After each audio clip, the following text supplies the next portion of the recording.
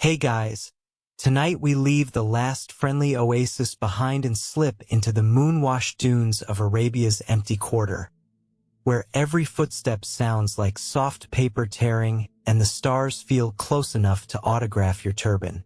I'll warn you up front, between stealthy scorpions and sand that swallows whole cities, you might not survive your first sunset here, but at least the view is fantastic. So, before you get comfortable, take a moment to like the video and subscribe, but only if you genuinely enjoy what I do here. While you're at it, drop a comment with your city and the ungodly hour you're listening. I love seeing who's wide awake in Seoul at 3 a.m. or dozing off in Toronto just past dinner. Now, please dim the room lights, or leave just a single warm night lamp glowing. Set your phone volume to a pillow whisper softness. Pull the covers up, find the most relaxed position you can, and get ready to drift into the dream of the lost city of Ubars. Let's set sail together. You step forward, and the desert floor tilts underfoot the way a giant's biscuit might tilt under too much honey. The first dune rises, then the next, until you're convinced the planet has quietly grown extra vertebrae overnight. Historians still argue whether these shifting mounds once buried entire trade roads, or whether the roads were simply mirages strung together by dazzled travelers. Either way, your calves already suspect a conspiracy. Through shimmering air, a smudge materializes. Too square for a cloud, too steady for heat haze. For 2,000 years, caravan guides whispered that shape into campfire tales. Ubar, Atlantis of the sands, Iram of the pillars. 8th century geographers described marble columns so tall they lanced the stars. Skeptics countered that if pillars existed, every mason this side of Damascus must have carried them home as souvenirs. You squint until your eyelashes tangle, and for a moment you think those pillars are there, thin, ghostly, quivering, until the wind smears them like wet ink. Your guide, a grizzled Bedouin who answers only to uncle, says nothing. He lifts a palm full of sand, lets it leak between calloused fingers, then listens. Apparently, grain size modulates the rustle, letting him guess how far the next water is. Scientists debate this, claiming no study confirms such acoustic GPS, but you can't argue with a man who can locate a goat just by listening to its mood. 20 paces later, you almost step on a stone stela half buried like a forgotten bookmark. Someone carved looping South Arabian letters, perhaps a tax record, perhaps a love poem to dried sap. Mainstream scholars date similar inscriptions to the 3rd century CE, peak age of the frankincense boom. The cold fact headline: half the temples from Egypt to Rome demanded incense, and the Dhofar groves in present-day Oman were the prime suppliers. But the oddball footnote most textbooks omit: high-quality frankincense glows blue under moonlight when freshly cut, a trick priests used to dramatize evening sacrifices. You rub the stela clean, half hoping it fluoresces too. But tonight the only magic is the Milky Way pouring glitter across the dark. As you crest another dune, the temperature dives like a trader bargaining for last-minute spices. The desert's radiator switches off at dusk. Moisture condenses on your scarf, peppering it with tiny jewels that would bankrupt a medieval alchemist if he tried to bottle them. You pop one droplet into your mouth. Recycled camel breath never tasted so luxurious. Ahead, the shape thickens, resolves, wavers again. You consider the physics. Dry air near the ground bends light upward, duplicating sky on sand, while cooler layers above bow it downward, making distant objects float. That's why a city can appear to hover, and why the phrase wishful architecture exists only in desert tongues. Some archaeologists insist the first explorers who claimed to see Ubar were fooled by this very trick. Others point to deep core samples showing a buried citadel beneath the dunes. The debate remains lively, especially at conferences with good coffee. Night falls properly, no twilight fade, just boom, curtain. You strike a flint, coax a flame into a lamp the size of a clenched fist. The oil smells faintly of cardamom. Uncle swears it keeps jinn away, though jinn may simply be allergic to podcasts. The lamp's halo reveals ripples in the sand that align like planks of a hidden pier. You kneel, brush them, and feel the edge of what might be compacted roadbed. Roman geographer Pliny the Elder once wrote that frankincense caravans left tracks so deep, they sing for years in the wind. You listen. A low whistle threads the night, equal parts breeze and memory. Your camel grunts, a baritone complaint about your pacing. You pat his neck, which is dusty velvet over hydraulic muscle. Fun fact, traders often perfumed their camels with myrrh, so that rival caravans could smell them from a league away and time their market entries. This olfactory billboard tradition vanished, probably because camels refused to renew their influencer contracts. The dune suddenly flattens into a shelf, and there it is again, the silhouette, clearer now. For obelisks, maybe 8, no, columns fused by wind into a single wall. You tighten your grip on the reins. Half giddy, half terrified you'll walk into a sandbank shaped like hope. But the air carries a faint resinous sweetness. Frankincense burning somewhere out there, as if a priest has kept vigil for 2 millennia waiting for you to show. You descend the slope, knees bending so deep your joints file grievances. With every step, the supposed city grows no larger, yet refuses to vanish. Torchlight, or maybe bright stars, flickers atop what looks like battlements. Uncle mutters a prayer, something about pillars of Iram and God's whipped city. Legend says Ubar's inhabitants grew arrogant, forgetting gratitude for their wealth, so divine wrath buried them beneath sand waves. Historians remain divided. Was that moral story a cover for simple climatic disaster? Or did an earthquake open sinkholes that swallowed streets wholesale?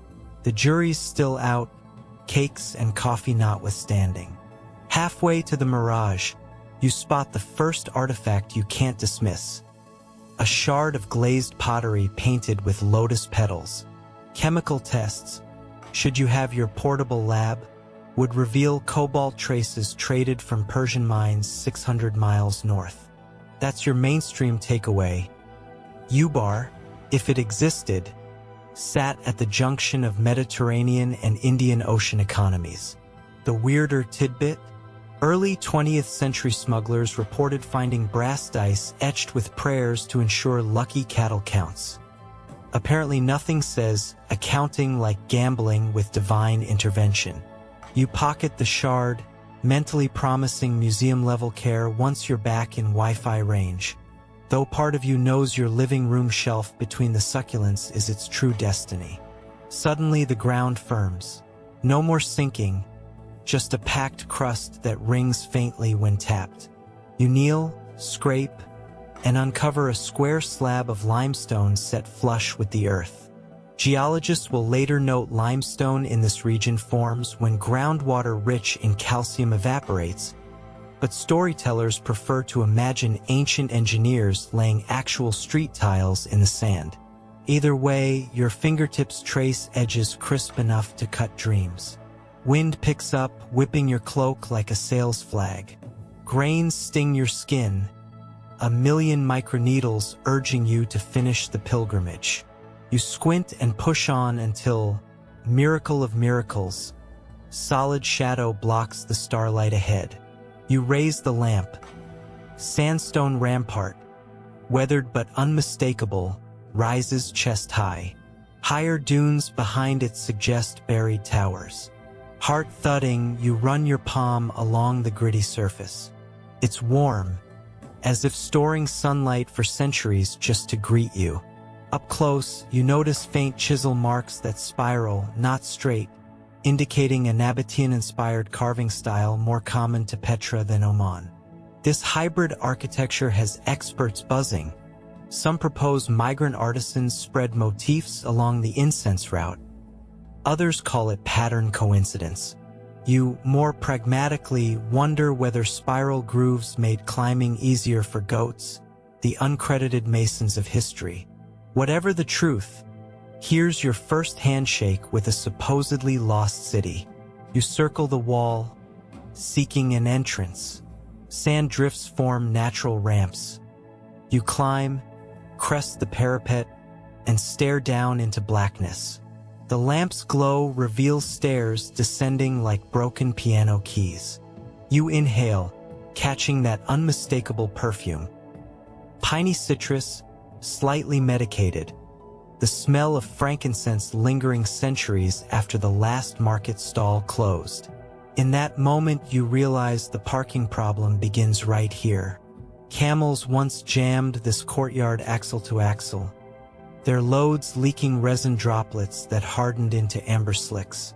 Over time, those slicks locked hooves in place, turning a bustling depot into a sticky flytrap for the very beasts that powered its economy. Ancient logistics, glorious until it glues itself solid. You grin, half sympathetic, half relieved that your rental camel only drools spite, not sap. Somewhere behind you, Uncle laughs quietly. Maybe he sees the absurdity too. History is just people planning poorly and living with the meme forever. You raise the lamp higher, ready to descend, wondering if the next step will crunch underfoot or cave like a souffle. Either way, you're going in. A legend shouldn't be left on read. You ease one sandal onto the top stair, half expecting centuries of sand to sigh and give way, but the stone stays firm, cooler now that night has tucked the desert under its sable quilt. The lamp's circle shrinks around your ankles, forcing you to lean forward like an over-curious cat. Your camel snorts behind the wall, perfectly happy to ignore any ancient prophecy that fails to mention dinner. You promise him a double scoop of dates later. Empty calories, sure, but morale is everything when you're about to descend into a legend's basement. Halfway down, the stairwell kinks left, and the desert's wind disappears as though someone has closed a very heavy door on the night. Your ears pop. The silence here is thick enough to butter on bread. Then, from the gloom below, comes a muffled orchestra of creaks, groans, and wet, sloppy chewing. Lamp raised, you turn the corner and boom, walk straight into a traffic jam that died 2,000 years ago and never got the memo. Picture an amphitheater-sized courtyard, floor paved in massive limestone slabs now spiderwebbed with custard-colored resin. Buried to their knees in the sticky amber are camel skeletons, their long spines curved like question marks forever waiting for an answer. Some still wear corroded bronze bells. Others boast carved wooden saddles whose tassels have petrified mid-flutter. It's the world's most patient parking lot, frozen during rush hour. You step around a rib cage, treating it like an unwanted coffee table, and nearly trip on a pottery shard the size of a saucer. Painted in ochre is a row of stylized camels all facing the same way, proof that traffic directions predate the modern roundabout by a few millennia. Mainstream scholarship tells us camel caravans queued every evening, awaiting inspection by Ubar's gatekeepers who tallied resin sacks, checked travel permits, and collected a docking fee equivalent to 3 days' fodder per animal. But here's the weird footnote. Contemporary Greek merchants record that impatient drivers, camelers, slapped citrus rinds on their beasts' humps to make them smell fresher, hoping inspectors would hurry the line to avoid sticky fingers. Apparently, nothing oils bureaucracy like the whiff of lemon. You crouch beside one poor dromedary whose knees have fused into glossy pillars, almost elegant until you remember it could never stand again. The resin glints under the lamplight, a golden lake gone solid. You run a fingernail along its surface. The scent that rises is pine and citrus, sweet as a midnight bakery. Modern chemists love to explain that beta-pinene in frankincense can survive centuries without degrading, provided it's buried away from oxygen. Thus, this accidental tomb smells better than most modern train stations. Somewhere, a marketing executive is adding ancient car park aroma to next year's candle line. You advance, each step a careful dance between ribs, ancient ropes, and rust-black stirrups. To your right, a toppled notice board leans against a pillar. The inscription is still legible. 3 lines of old South Arabian script followed by a scratched camel silhouette. Later, linguists will translate it as right to pass. 2 bolts of cloth, payable in advance. Curious economists debate whether cloth here meant imported Indian cotton or local goat hair textiles. Without surviving price charts, a conclusive answer drifts like mirage fog. From above, sand dribbles into the courtyard, sifting through cracked ceiling vents. You realize this chamber used to be open to the sky, but dunes have swallowed half its height. Somewhere beyond the far archway must lie the Real Gate where caravans funneled in single file. You head that way, noting how the floor's pitch changes. The resin thins, replaced by a mosaic of polished track marks where hooves once slid.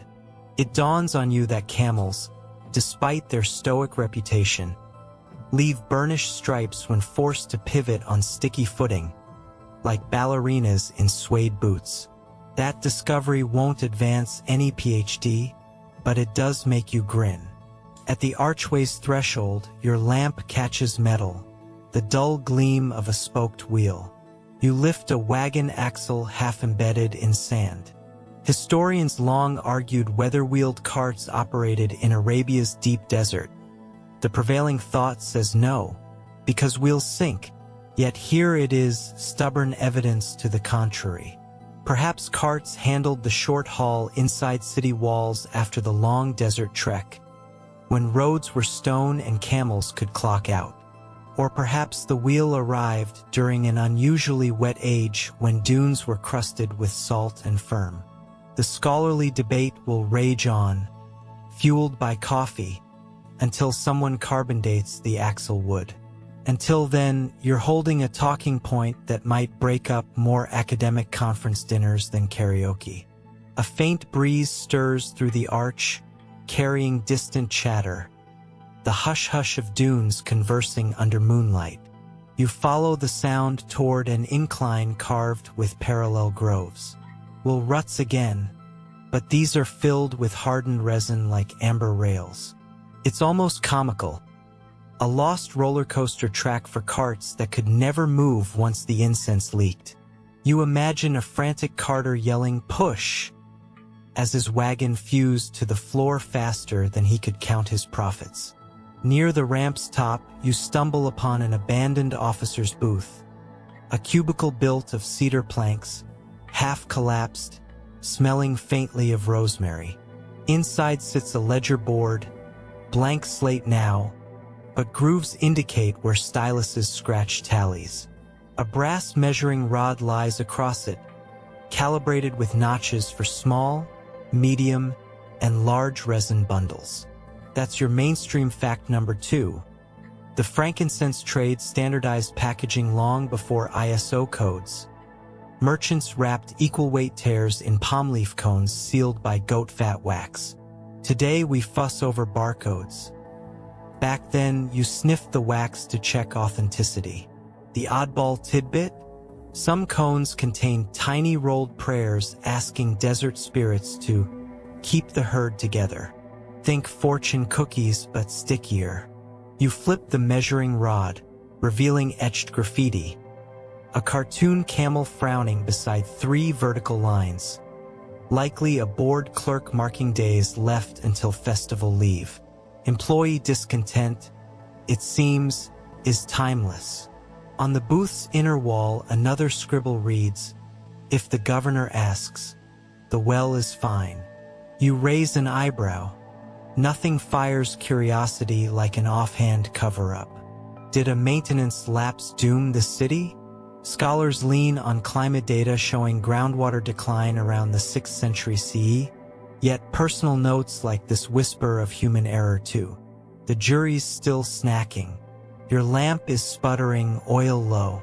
You replace it with a resin wick from your pouch, the ultimate desert life hack. Frankincense burns bright, steady, and pleasantly aromatic, the ancient multi-tool of light, perfume, and insect repellent all in one. You set the wick aflame. Shadows leap onto the archway vault as though reenacting former traffic chaos. For a heartbeat, you see silhouettes of camels kneeling, drivers unloading sacks, inspectors waving rods. Blink and they're gone. You exit the arch into a broader concourse encircled by colonnades. The columns tilt, sand-weighted at their bases, yet their fluted lines catch lamplight in silky ripples. Above, you expect open sky, but the dune roof hangs overhead like a giant pancake, leaving a gap just wide enough for starlight to drizzle through. Dust motes dance in the beam, each a tiny spaceship exploring your nostrils. Leftward, a row of feeding troughs still holds desiccated fodder. Tufts of hay turned gray and dusty as old parchment. Tests one day will reveal pollen from sorghum imported from the Horn of Africa, proving trans-Red Sea supply chains. The weird angle. Some troughs contain lumps of rock salt shaped like donuts, an appetite gauge for camels, since a healthy beast licks exactly 30 times per hour. Any less, call the vet. Any more, cut down on snacks. Modern salt lick manufacturers have entire R&D departments. Ubar's merchants eyeballed it with startling accuracy. You run a hand along the trough's rim and feel tiny grooves, aftermath of thousands of teeth scraping mineral off stone. You whistle softly, more to keep yourself company than anything. The sound skitters up columns and disappears into the sand ceiling. Your breath forms ghost clouds in the cooling air. Tonight's low will flirt with freezing, a cruel trick in a landscape that boiled you at noon. You tug the cloak tighter, grateful for the pungent warmth of burning incense between your fingers. Further along, the concourse widens into what must have been the central distribution yard. Low walls segment the space into squares, parking bays essentially. On each bay's inner curb stands a basalt post topped with a socket, likely for torches or inspection flags. Here's your mainstream nugget number 3. Ubar issued colored tags to rank caravans by priority. Gold for royal tribute, red for temple supply, plain wood for everyone else. The curious footnote? Archaeologists have unearthed green tags with fish symbols, possibly reserved for express cargoes carrying live eels, prized for medicinal oil. Historians still debate whether eels could survive desert travel. One camp argues they were packed in wet clay jars. Another claims the tags repurposed scrap wood and the fish was mere doodling. Either way, you chuckle imagining a sloshing jar wedged between camel saddles. You kneel at the nearest bay, scrape sand aside, and find a circular depression worn smooth, hoofprint upon time. Resin pooled here too, but thinner, spider-cracked. You prod it with the butt of a knife, and flakes pop off like caramel. You pocket one, mental tally of souvenir guilt ticking upward. Future labs will note the sample's ratio of boswellic acids indicates a harvest season in early spring, aligning with the traditional March tapping in Dhofar. It's humbling how science can date a ball of tree sap to the very month, and hilarious that you just stuffed it in your pocket next to trail mix. A sudden clatter makes you freeze. Pebbles tumble from the dune roof. A gust moans through the gap, high and lonely like a teapot left to boil. Sand shifts over your head, reminding you that entire city blocks hide above, waiting for gravitational permission to bury history one level deeper. You swallow, throat scraping dry. Survival tip: if the ceiling starts cascading, run toward the nearest pillar. They act like funnels, letting debris slide off. Nice theory, you hope never to test it. You press on toward a smaller passage at the yard's far edge where resin fades entirely. Floor replaced by compacted clay. The scent changes too. Frankincense yields to something earthier. Camel sweat and date syrup. This must be where caravans queued before inspection, their burdens still intact. You spot stone slabs carved with numbers, perhaps a ticketing system. Imagine. You arrive after 3 weeks desert slog, only to pull 73, and watch the clerk ring a bell for now serving number 1. Bureaucracy, the world's longest-running joke. Rounding a buttress, you find a mural half intact. Painted silhouettes of camels filing into a grand gate flanked by palm trees. Above them, stylized tongues of fire rise from braziers. A welcome ceremony? Or maybe a warning about burn rates for incense. Colors pop with surprising vibrance. Crushed lapis blue, hematite red, malachite green. Conservationists will flip when they see it. For now, you just trace the brushstrokes, marveling at how the artist captured the slump of a tired driver's shoulders. Human fatigue apparently transcends centuries and pigments. The mural's corner reveals a detail that yanks a giggle out of you. One camel sports exaggerated eyelashes, already the influencer of its day. Someone carved a speech bubble, pay the fee or grow feet. You imagine the poor beast doing social media promos for reduced parking rates, #ad. Humor aside, the logistical genius behind Ubar's yard hits you. By funneling caravans into tiered bays, officials could tax, inspect, and direct traffic like clockwork. Mainstream historians liken it to Roman custom stations along the Tiber, but scaled for desert beasts instead of barges. Still, the flaw is obvious. Frankincense leaks. Once a few sacks ruptured in the heat, resin dripped, cooled, and trapped hooves. More leaks ensued, more animals stalled, and soon the yard became a treacle pit. Did officials reform procedures? Evidence suggests they simply shoveled sand over the mess and built new lanes, like sweeping dust under an ever-thickening rug. One doctoral thesis contends that cumulative resin weight contributed to structural collapse. Critics argue climatic shifts mattered more. The argument continues in footnotes and passive-aggressive conference QAS. You glance back the way you came. The lamp's glow shrinking among columns like a timid star.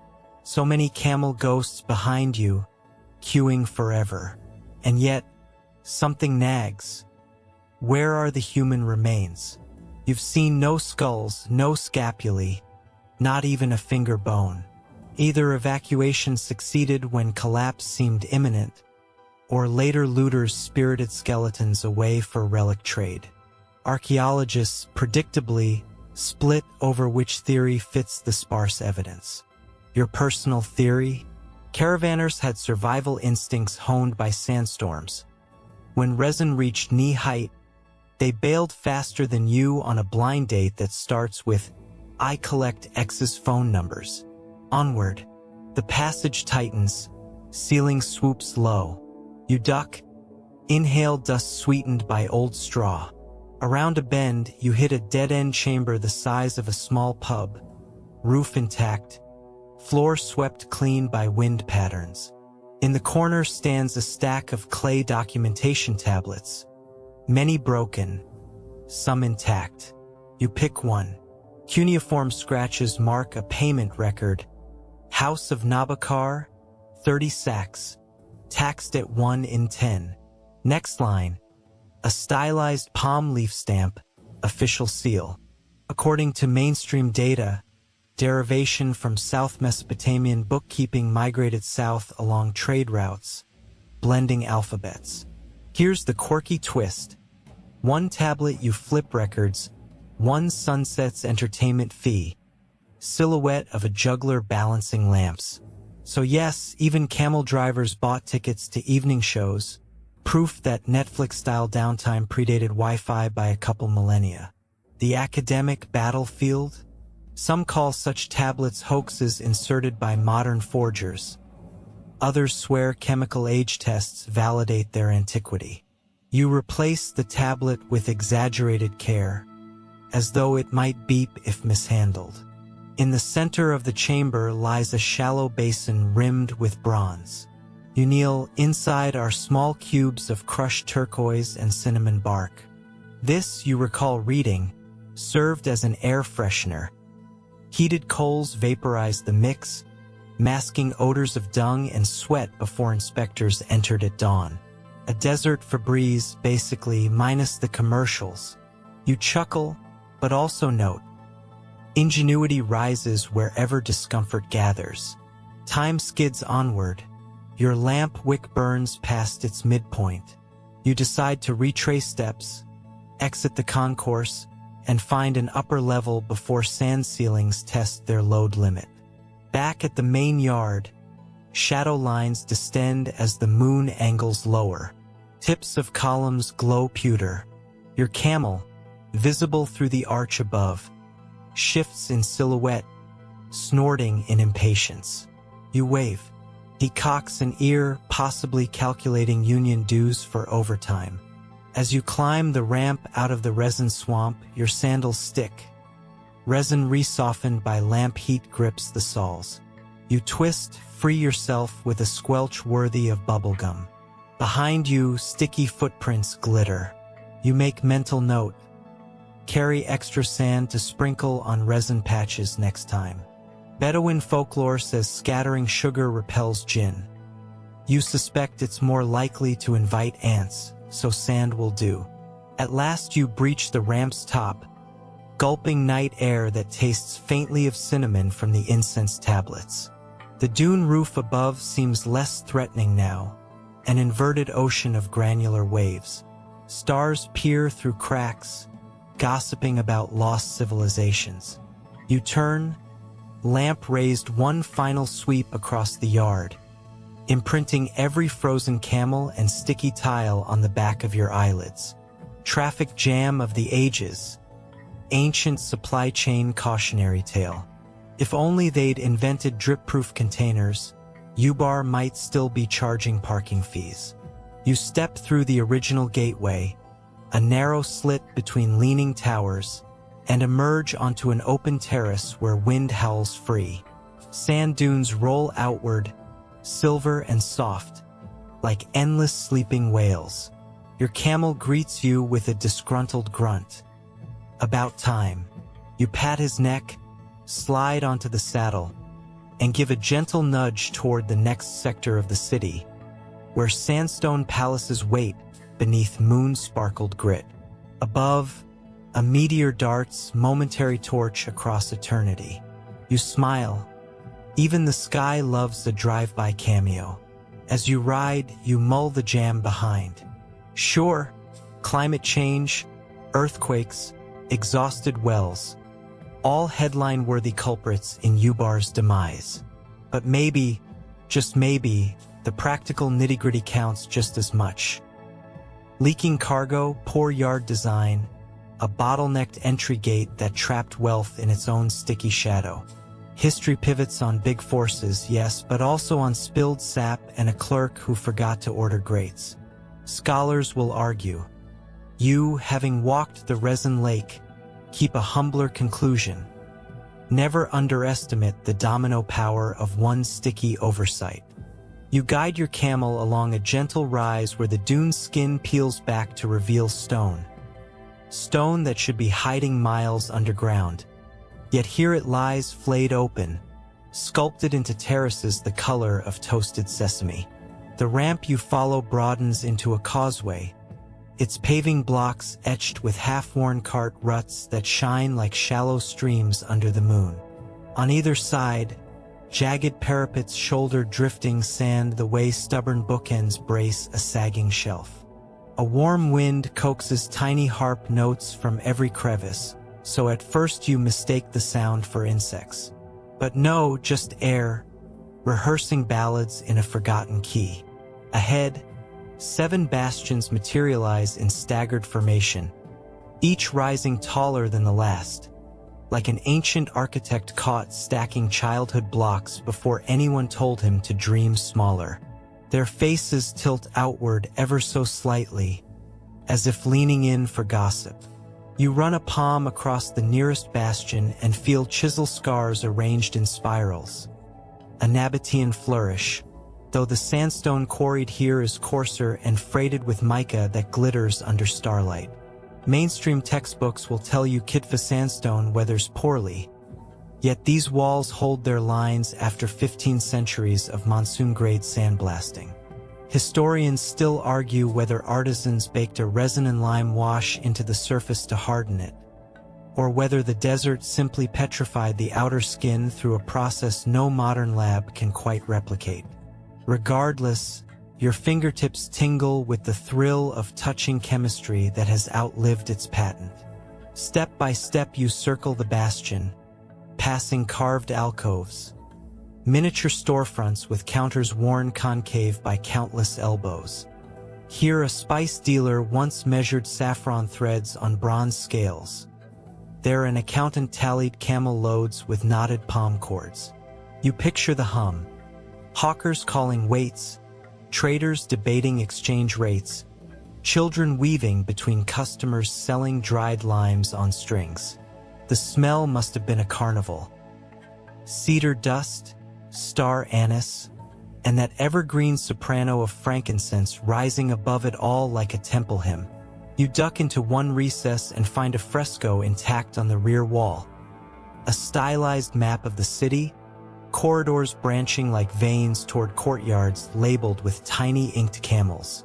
The legend uses a 5-petaled flower to mark resin warehouses, a moon symbol for night stalls, and, odd surprise, a tiny date palm for public libraries. Academics remain split over whether Ubar truly maintained lending libraries or if the symbol indicated scriptoria for copying trade records. Either way, the faint outlines of benches hint that people gathered here for more than haggling. Perhaps to hear stories, debate astronomy, or pass long desert evenings with riddles. You trace the lines until dust coats your nails like faded charcoal. Outside, the causeway bends toward the second bastion, where a stairwell dives straight down into black. A plaque in South Arabian script above the entrance proclaims, "Market of 1,000 aromas." You shoulder a cough, half amusement, half reflex. Marketing slogans clearly predate neon. Archaeologists recently debated whether this legend was exaggeration or numeric shorthand. One camp insists 1,000 symbolized plentiful, while another produced residue analyses documenting traces of at least 47 different resins, gums, and oils. You grin. Even if 10 cents never filled the air, 47 would make quite the olfactory handshake. Descending 3 steps, you notice drill holes along the stairs' center. Some propose they once anchored rope rails. Others think clay pipes delivered cool water vapor to tame the heat. You drop a pebble down one hole and hear it plink on ceramic far below.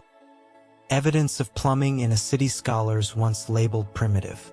The echo makes your camel shuffle at the entrance, unsure whether this hole has opinions about dinner. You return topside and circle the third bastion, where sunlight must have sheeted off the walls like molten brass by day. Now in moonlight, the blocks resemble bleached elephant hide. Mortar joints reveal flecks of crushed seashell, a puzzling ingredient this deep inland, unless merchants hauled sacks of coast sand for symbolic blessings. Folklore among local Bedouin claims shell fragments trapped desert spirits, forcing them to guard the walls instead of haunting caravans. Modern mineralogists counter that calcite in shells improved tensile strength. The debate continues, equal parts science and superstition, but you decide the notion of conscripted spirits makes for better bedtime ambience. A narrow passage cleaves the bastion's flank, spiral carved so sharply you could sharpen a quill on it. You slip inside and emerge into a vaulted hall whose ceiling sports skylights shaped like 8-pointed stars. Moonbeams drop through, painting silver medallions on the floor. Between each beam you discern rectangular pits, terraced like rice paddies. A quick sniff tells you what a soil core would confirm. These were resin-curing beds. Merchants spread frankincense tiers to harden overnight, rotating trays on a timetable stricter than any modern barista's pour-over routine. Mainstream chronicles mention the process, yet the footnote missing from most survey courses is that handlers sang specific melodies in minor key to pace each rotation. Musicologists who stumbled on this tidbit still argue whether tempo mattered chemically or simply kept workers awake on the graveyard shift. You tap one tray and imagine the resonance as a drum. The hall seems poised to answer with echoes of forgotten songs. Passing deeper, you come upon a raised dais where a bronze gong hangs, green with patina, still sporting its leather striker. You can't resist. A gentle tap yields a hum like distant thunder swallowed in velvet. The hall's acoustics gather the note, send it rolling along arches, then let it dissipate where the ceiling meets open night. You exhale, aware you've awakened nothing but dust and maybe a moth, yet somehow the bastion feels less abandoned. Climbing an interior ramp, you reach the parapet. Below spreads the main harbor of Ubar. Not water, of course, but a concave plaza where dunes once parted like curtains around an amphitheater. Even buried under half its depth, the space impresses. Concentric stone rings, each lower than the last, converge on a sunken circle where carts likely offloaded treasure. You spot iron tie rings, corroded but serviceable, spaced at regular intervals along each tier. Mainstream logistics experts compare this to Greek stoa layouts adapted for livestock. Only here, instead of marble, you have raw sandstone, each block keyed with dovetails so tight a sheet of papyrus could not breach them. The side quirk? A few tie rings bear faint notches shaped like cat paws. One speculative pet archaeologist published a paper suggesting traders brought cats to patrol grain sacks for rodents, and the ironworker commemorated his favorite Mauser. Reviewers called the theory endearing but unsubstantiated. Still, you can't unsee the feline signature. Moonlight silvers the plaza, but a darker shaft gapes on the far side, perhaps a tunnel yawning straight into the plateau. You mark it for later. For now, you pace the parapet's full length, noting where earthquake fissures have widened joints. Some scholars date these cracks to a tremor recorded in a Yemeni chronicle circa 873 CE. Others attribute them to shifting dune loads pulling the bastion outward. Whatever the culprit, the damage remains minimal, testimony that ancient engineers anticipated seismic tantrums and built generous articulation gaps. You pause at one crack, narrow enough to slip a coin, and recall reading that modern skyscrapers use similar seismic joints. Across 2 millennia, builders still dance with geology's mood swings. A chill gust rakes the elevated platform. You adjust your cloak. Your camel mutters from below, the vocal equivalent of an eye roll. You descend via another slope carved with shallow steps. Here, tool marks change orientation, horizontal grooves instead of spirals, evidence of a different work crew or perhaps a later renovation. Epigraphy pros will later study mason marks and posit 3 distinct building campaigns. One Nabatean-inspired, another Persian-funded, and a final hurried patch job financed by temple coffers when trade tapered off. The sequence is disputed, naturally. Some say the changes merely reflect stylistic evolution. You decide to credit whichever foreman-mandated handrails. They're rope-staple dowels, but your knees are grateful. Back at ground level you approach the fourth bastion, where a massive arch stands ajar. An iron portcullis once sealed this gap. What remains now is a skeletal grate corroded to lacework. You duck beneath, careful not to snag fabric on barbed rust, and step into the bastion's hollow heart. Here the walls open like theater curtains onto a chamber 20 meters high, ceiling studded with triangular holes. You shine your lamp upward and realize you're looking at ventilation for smokehouses. This is where they tempered incense bricks, slow roasting them to drive off moisture. The main science. Controlled heat prevents mold without stripping aromatics, ensuring resin travels well. The red-hot detail you rarely hear: workers gauge temperature by holding a feather at eye level. If it curled but didn't ignite, the oven was perfect. OSHA would have an opinion, but the feather gauge reportedly produced fewer spoilage claims than some modern digital sensors.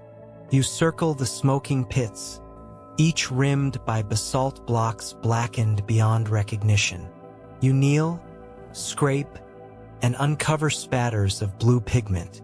Laboratory spectrometry would reveal lapis lazuli, an expensive Afghan import, suggesting priests colored ceremonial incense bricks azure for winter solstice rituals. Academic circles squabble whether such bricks burned differently or merely dazzled visiting dignitaries. Either way, you pocket a fleck no bigger than fingernail clipping, feeling as though you've stolen moonlight. At the chamber's rear, staggered ladders ascend to a mezzanine, with long-rotted but angled post holes remain. You climb a sandstone ramp to the same level and find storage alcoves filled with what look like broken eggshells. Closer inspection. Desiccated ostrich shell slices, once used as canteens. Mainstream sources mention ostrich shell water flasks in Upper Egypt, yet rarely in Arabia. The oddity: some shells are etched with camel silhouettes and tally marks, possibly tracking daily water rations. Conservationists later argue these etchings reflect a proto-pictographic counting system unique to Ubar, an argument contested by inscription purists who say the marks are decorative. You run a thumb over one groove and imagine the thirst pushing a scribe to scratch each satisfying notch. Exiting the fourth bastion, you find yourself on a causeway bridging to the fifth, a suspended corridor over what must have been the lower city. Underfoot, stone slabs interlock without mortar, testament to precision stonemasonry. Every third slab sports a hand-sized hole capped with bronze lids, pull rings still attached. Curious, you pry one open and peer down. A breath of cool air rushes past your face, carrying echoes too faint to parse. Ancient air conditioning. Hot desert breeze sucked downward through these shafts, cooled in subterranean tunnels, and vented out tower tops. Architectural historians once doubted such passive cooling existed this far south. Now evidence counters them at every vantage. The live debate centers on whether Persians introduced the concept or locals invented it independently. Either way, you relish the mellow draft on sweaty brows. The fifth bastion hosts a step terrace with basalt benches facing the eastern horizon. Each bench bears carved armrests shaped like stylized incense burners. The design functional, as priests lit charcoal inside, warming both seat and occupant during winter dawn vigils. Tourism brochures would kill for such heated benches today. You sit, but only for a breath. Basalt still clings to midday furnace heat. You stand quickly, shaking your hands like someone who touched a stovetop, grateful your cloak hides the dance. Probably why historical accounts mention linen seat covers dyed crimson, heat camouflage, essentially. Whether that's accurate remains contested.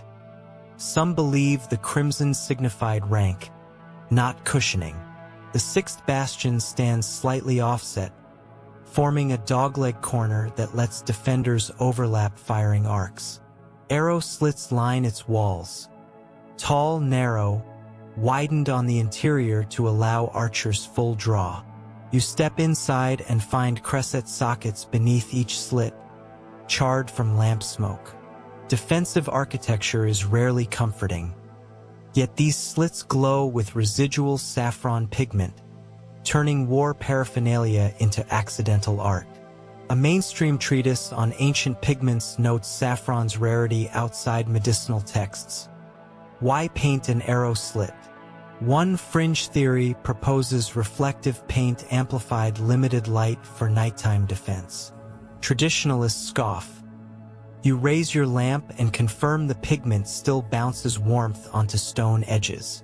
Not proof, but certainly a rebuttal to the scoffers. Finally, the seventh bastion, the tallest. A hexagonal tower rising so high it nearly touches the dune ceiling overhead. A corkscrew ramp inside hugs the wall, enabling pack goats, or perhaps very compliant donkeys, to haul loads upward. At intervals, small ledges protrude, perfect for resting heavy sacks or catching your breath. Halfway up, earth tremors must have cracked the outer shell, because moonlight slices through a jagged fissure, painting the interior ramp in ribbons of silver. You pause, savor the breeze funneling through, smelling of ozone and distant sandstorms. At the summit, the tower opens onto a roof terrace insinuated right beneath the dune lid, like standing between two stacked worlds, the stone box and the sandy ocean above. From here your view is a puzzle of curves and shadows, yet even incomplete it astounds. You spot meandering wall lines, portions of the residential quarter, some intact, others half swallowed.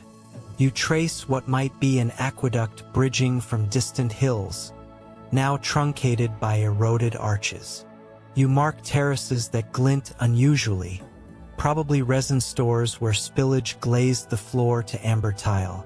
So many stories nest here, layered like turban wraps.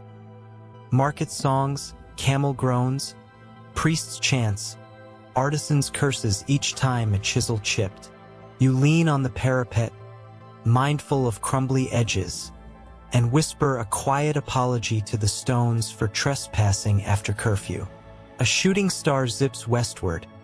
You pretend it's a courier carrying news that someone came back, that Ubar isn't entirely alone under sand blankets. Because in truth, you've felt no loneliness tonight. Only conversation across eras, stone answering curiosity with echoes and sense. Clop.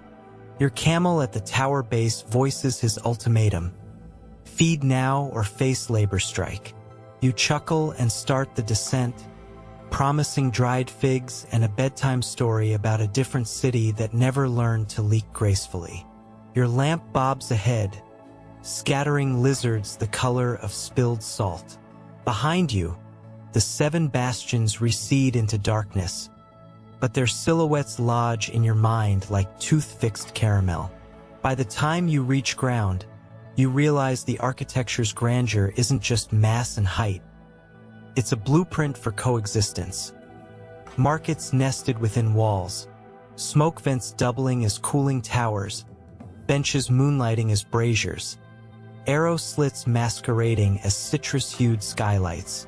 Somewhere back in recorded memory, some architect scribbled, "Make every space pay rent." Then centuries of sand answered, "We'll take payment in full." You tighten the camel's girth strap, slip a fig between his lips, and turn toward the next quarter, where, rumor has it, ledgers that smell of cedar wait to tattle on empires. The moon slides west, and you nudge your camel toward a waist-high archway painted the color of old butter. A faint, Sugary aroma leaks through the stones, strong enough to make your teeth believe dessert is imminent. You duck under the lintel and enter a vaulted hall so wide your lamp can't find the far wall. The floor crunches softly, as though you're walking on coarse sea salt. You kneel, pinch a handful and grin. Not salt at all, but broken frankincense tears, crumbs of scented gold ground under countless boots. You guide the camel to a tether post, half expecting him to protest. Instead, he sniffs the air and issues a satisfied hum, the way travelers sigh in hotel lobbies that smell faintly of fresh cookies. You scratch behind his ear, then turn your lamp in a slow circle. Dozens, no hundreds, of amphorae crowd the hall, each stamped with a flower emblem and sealed in dark resin. A few lie toppled, their contents spilled into pyramids of crystallized sap that glitter like crushed chandeliers. A raised dais at the center supports a cedar table flanked by two life-size ivory statues. One depicts a robed woman cradling a bundle of incense cones, the other a bald scribe brandishing an oversized stylus as if about to duel the ledger. Carved on the table's lip is a single line of South Arabian script: weigh, count, bless. Mainstream economic texts love to quote those three words as proof that Ubar intertwined commerce and ritual. You're witnessing the slogan in its natural habitat. You lift a fallen amphora shard and read a tally. 3 vertical lines, 1 slanted stroke. 400 measures by the old Dofari system. Worth enough in Roman denarii to buy a seaside villa plus a year's fig budget. Historians still debate the exact exchange rate, because contemporary price lists contradict each other like rival weather apps, but everyone agrees good resin cost more per ounce than silver on festival days. A sliding rustle overhead makes you glance up. Rope pulleys cross the ceiling like drunk constellations of iron. Wooden crates the size of bathtubs dangle from them, suspended by cords that creak in sleepy protest. Someone engineered a gravity-fed loading system.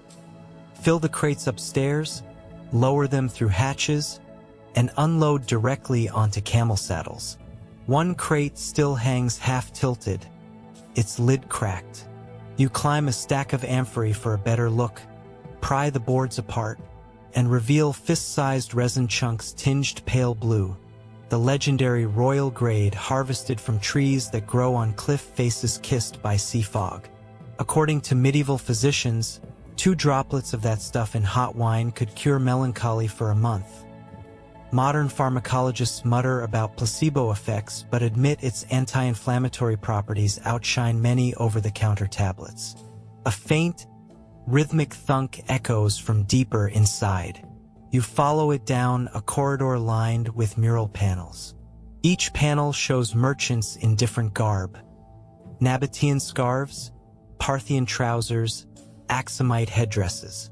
One figure carries a tortoise shell instead of a ledger, suggesting barter in luxury animals. Cold fact: long-distance caravans traded not just incense but ivory, ostrich feathers, and live leopards for royal menageries. Quirkier footnote: a damaged panel reveals what looks like a hoopoe bird wearing a tiny copper anklet, proof, some argue, of licensed message birds. Ornithologists wrinkle their noses in skepticism, yet a single bronze anklet with South Arabian letters did surface in a Sana'a antique stall in 1929, only to vanish into a Belgian private collection. Academia is still sore about that. The thunk grows clearer, and you enter a counting room draped in cobweb lace. A bronze beam scale sits under a skylight slit, its pans frozen mid-swing like impatient dancers. One pan holds a single resin tear the size of a peach pit. The other pan houses a stone weight stamped with a date palm. You jiggle the balance, the pans tremble, then settle at perfect equilibrium. Quality control, millennia past its shift but still on brand. On the wall hangs a price board finished in faded red pigment. Columns list weight classes. Rows record duty rates. 1 dinar per mina. Half dinar with royal permit. Double for night processing. Scribes evidently milked over time. Scholars quarrel whether night processing referred to after-hours weigh-ins or to a premium grade of moon-harvested resin, said to glow faintly in temple braziers. The glow stories persist in folk songs but lack lab confirmation, so the debate chugs merrily on. Beside the board, bundled reed pens lie in a clay jar. You pluck one. The tip still smells of ink made from oak galls and copper salts. A papyrus scrap peeks from under the jar, an IOU, perhaps. You ease it free. The cursive scrawl translates roughly, owes 2 minas, plus 1 jar pickled lemons. Repay upon next crescent moon. Accountants of antiquity apparently accepted condiments as collateral.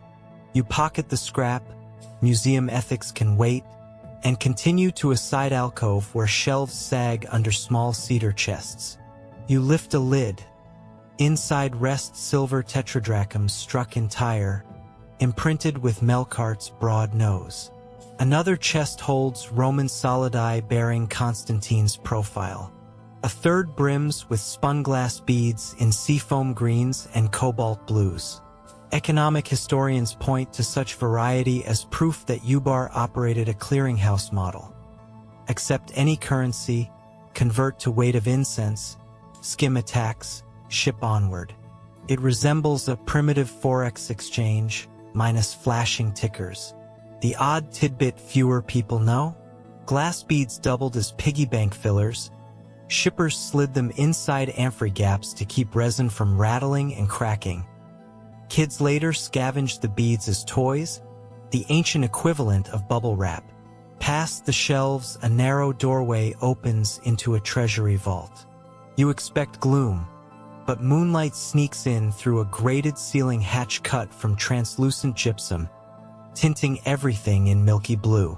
Along the walls, niches cradle statues 6 inches tall. Frankincense idols shaped like stylized smoke plumes. Devotees purchased them as portable blessings for caravan journeys. One idol bears a Greek inscription, Evodia, sweet scent.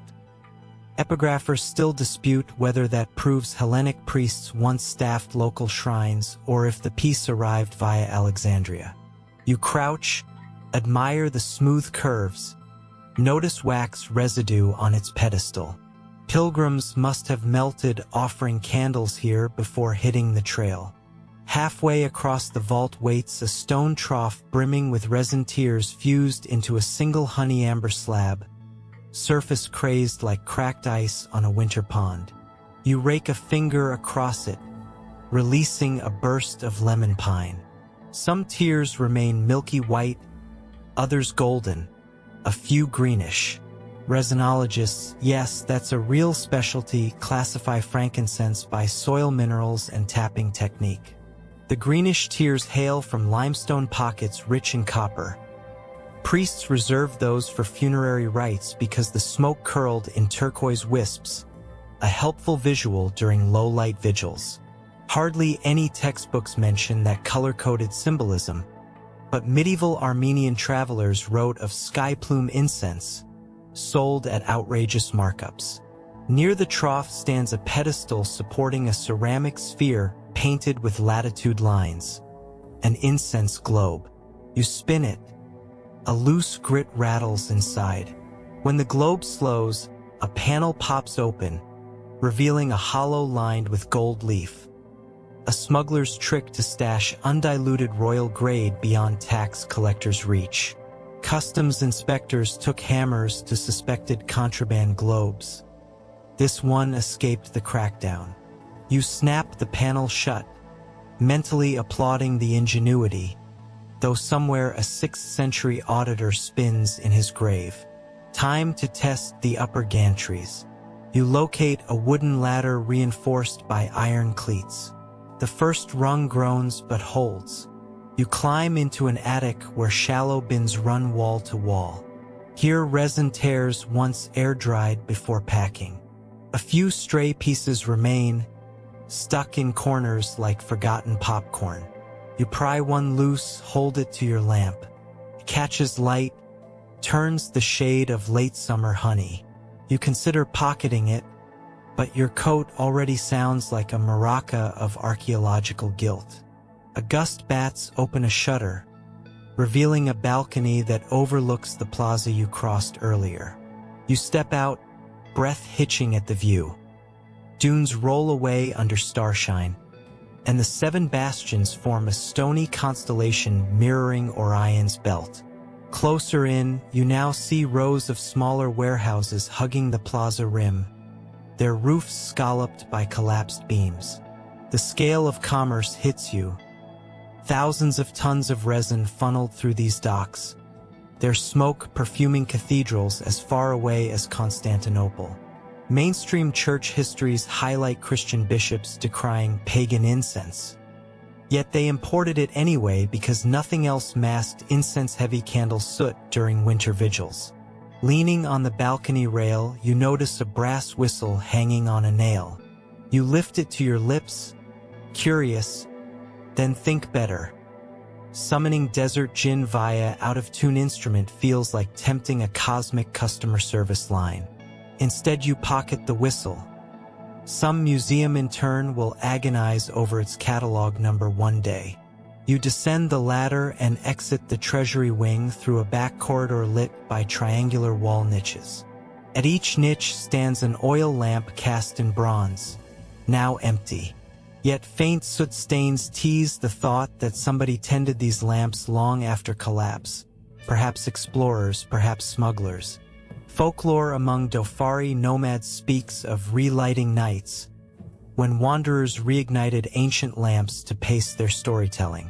Anthropologists debate the tale's authenticity, but you kind of hope it's true. Nothing says we're related like borrowing last century's nightlight. Suddenly the corridor ends at a large wooden door, miraculously intact thanks to dry air. You test the latch, stiff but obedient, and push into a circular council chamber. The domed ceiling rides on 8 pillars carved to resemble incense trees, branches outstretched to support the vault. Mosaics fill the floor, a world map of trade routes, red tesserae marking overland crossings, blue marking coastal ports. In the center, a resinous fire pits its cold, ashes undisturbed for ages. You kneel, sift a pinch between fingers, surprised the ash still reeks faintly of spice. Carbon dating will later peg the last embers to around 560 CE, not long before Ubar fades from chronicles. Scholars tussle over the cause. Some blame a flash flood that undercut foundations. Others blame political upheaval rerouting caravans east. A minority insists rising pepper exports from India cut incense demand. The jury, permanently hung. Around the pit lie ivory inlay stools with leather seats shrunken to drum skins. You take one, gingerly sink down. Imagining the former council, you hear voices.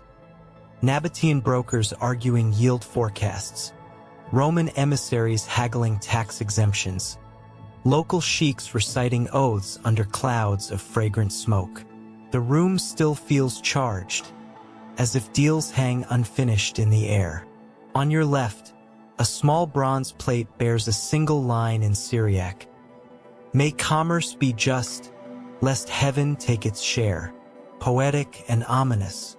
Your lamp flickers, seems to nod in agreement. You rise, intending to explore a side door, when a distant rumble ripples through the floor.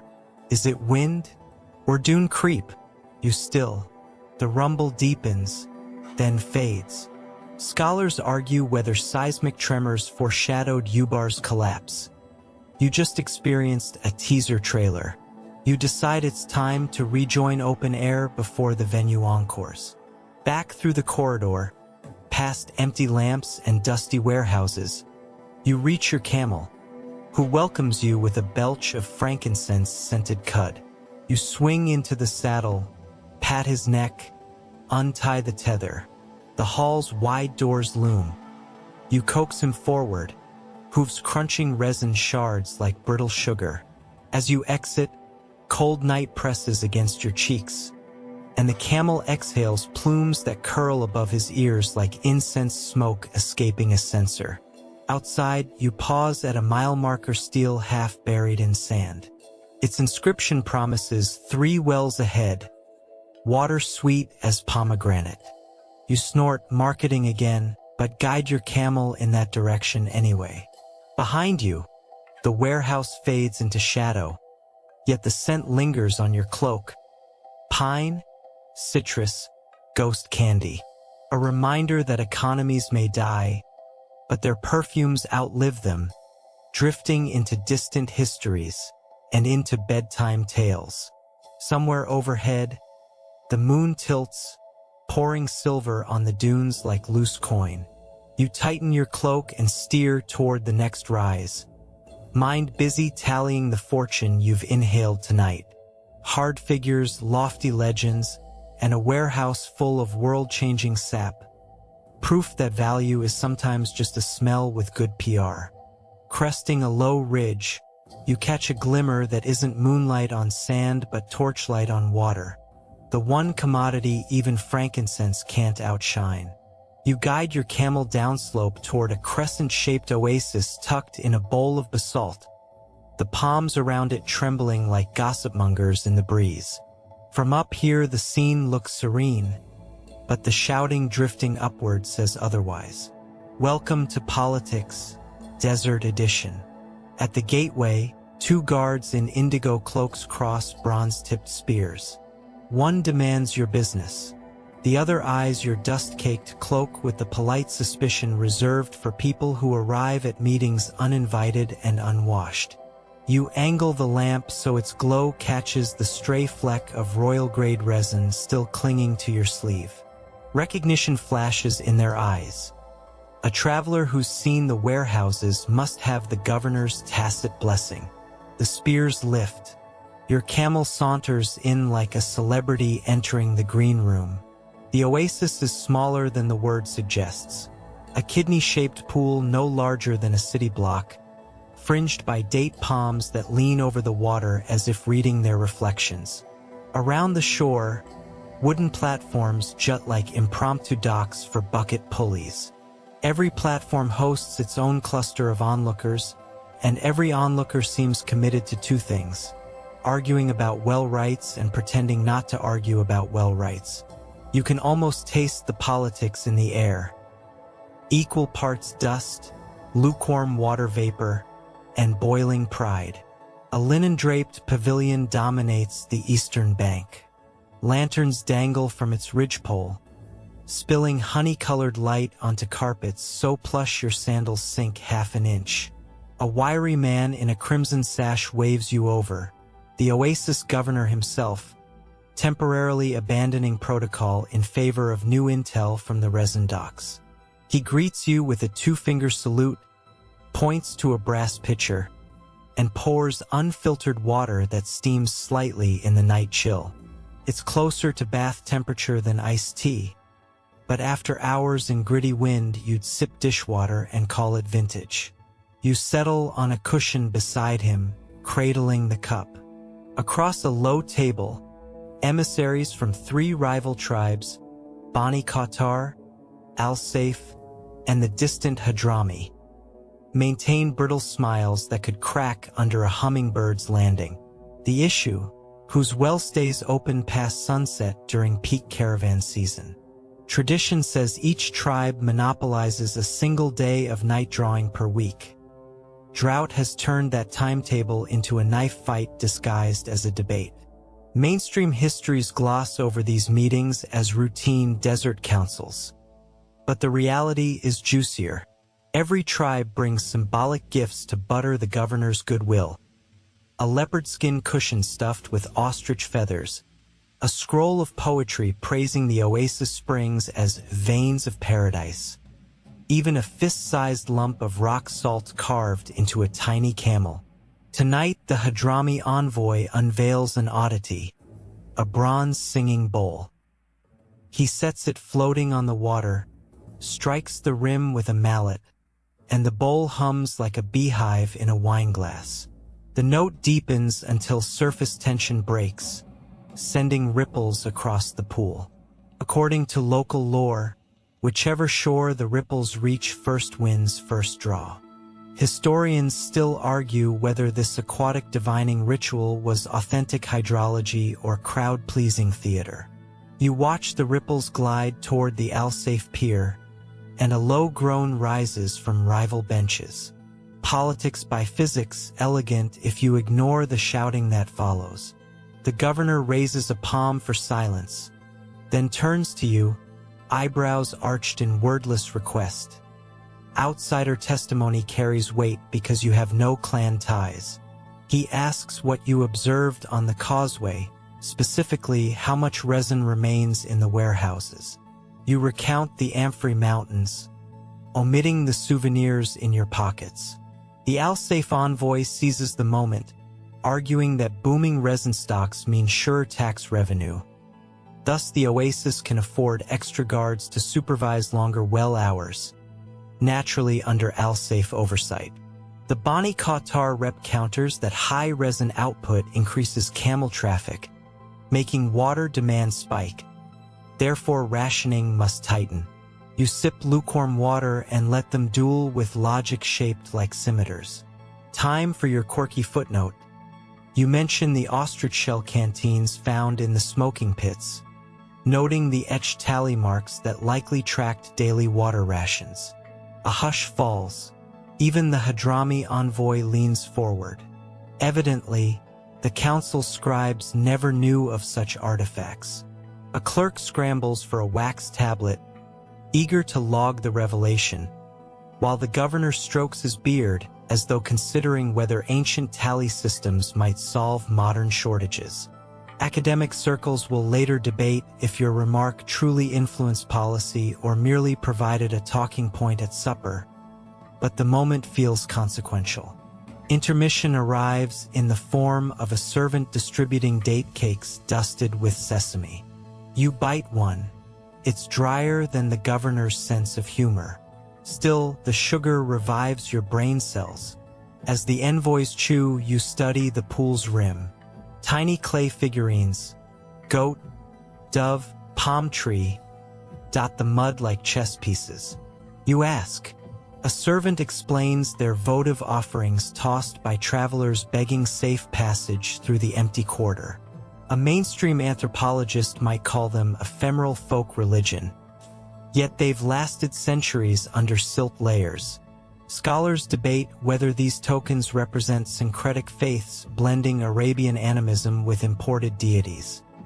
No consensus floats above the academic waterline. Dessert dispatched, debate resumes. The Bani Qatar spokesman cites rainfall tallies carved on a nearby cliff. 18 storms last year versus 12 this year. A drop they claim entitles them to priority. The Hadrami envoy pulls out a rag-wrapped bundle. For quartz pebbles stained rust red. Iron node indicators, he says. Prospectors drop them into wells to detect mineral seepage. A lower clang means richer water. Proof their wells maintain superior quality. The governor nods sagely, but you suspect he's calculating bribe ratios. At this point, your camel decides diplomacy is dull, emitting a bellow that ricochets off palm trunks. The governor chuckles, breaks tension by announcing a recess for animal welfare. You lead your beast to a trough, bucket in hand. A young attendant offers a tip. Sprinkle crushed sage on the water to keep mosquitoes from hovering. Quirky fact number 2 delivered. Entomologists still debate whether sage truly deters bugs or merely masks scents. But the attendant swears by it, and tonight's science bows to anecdote.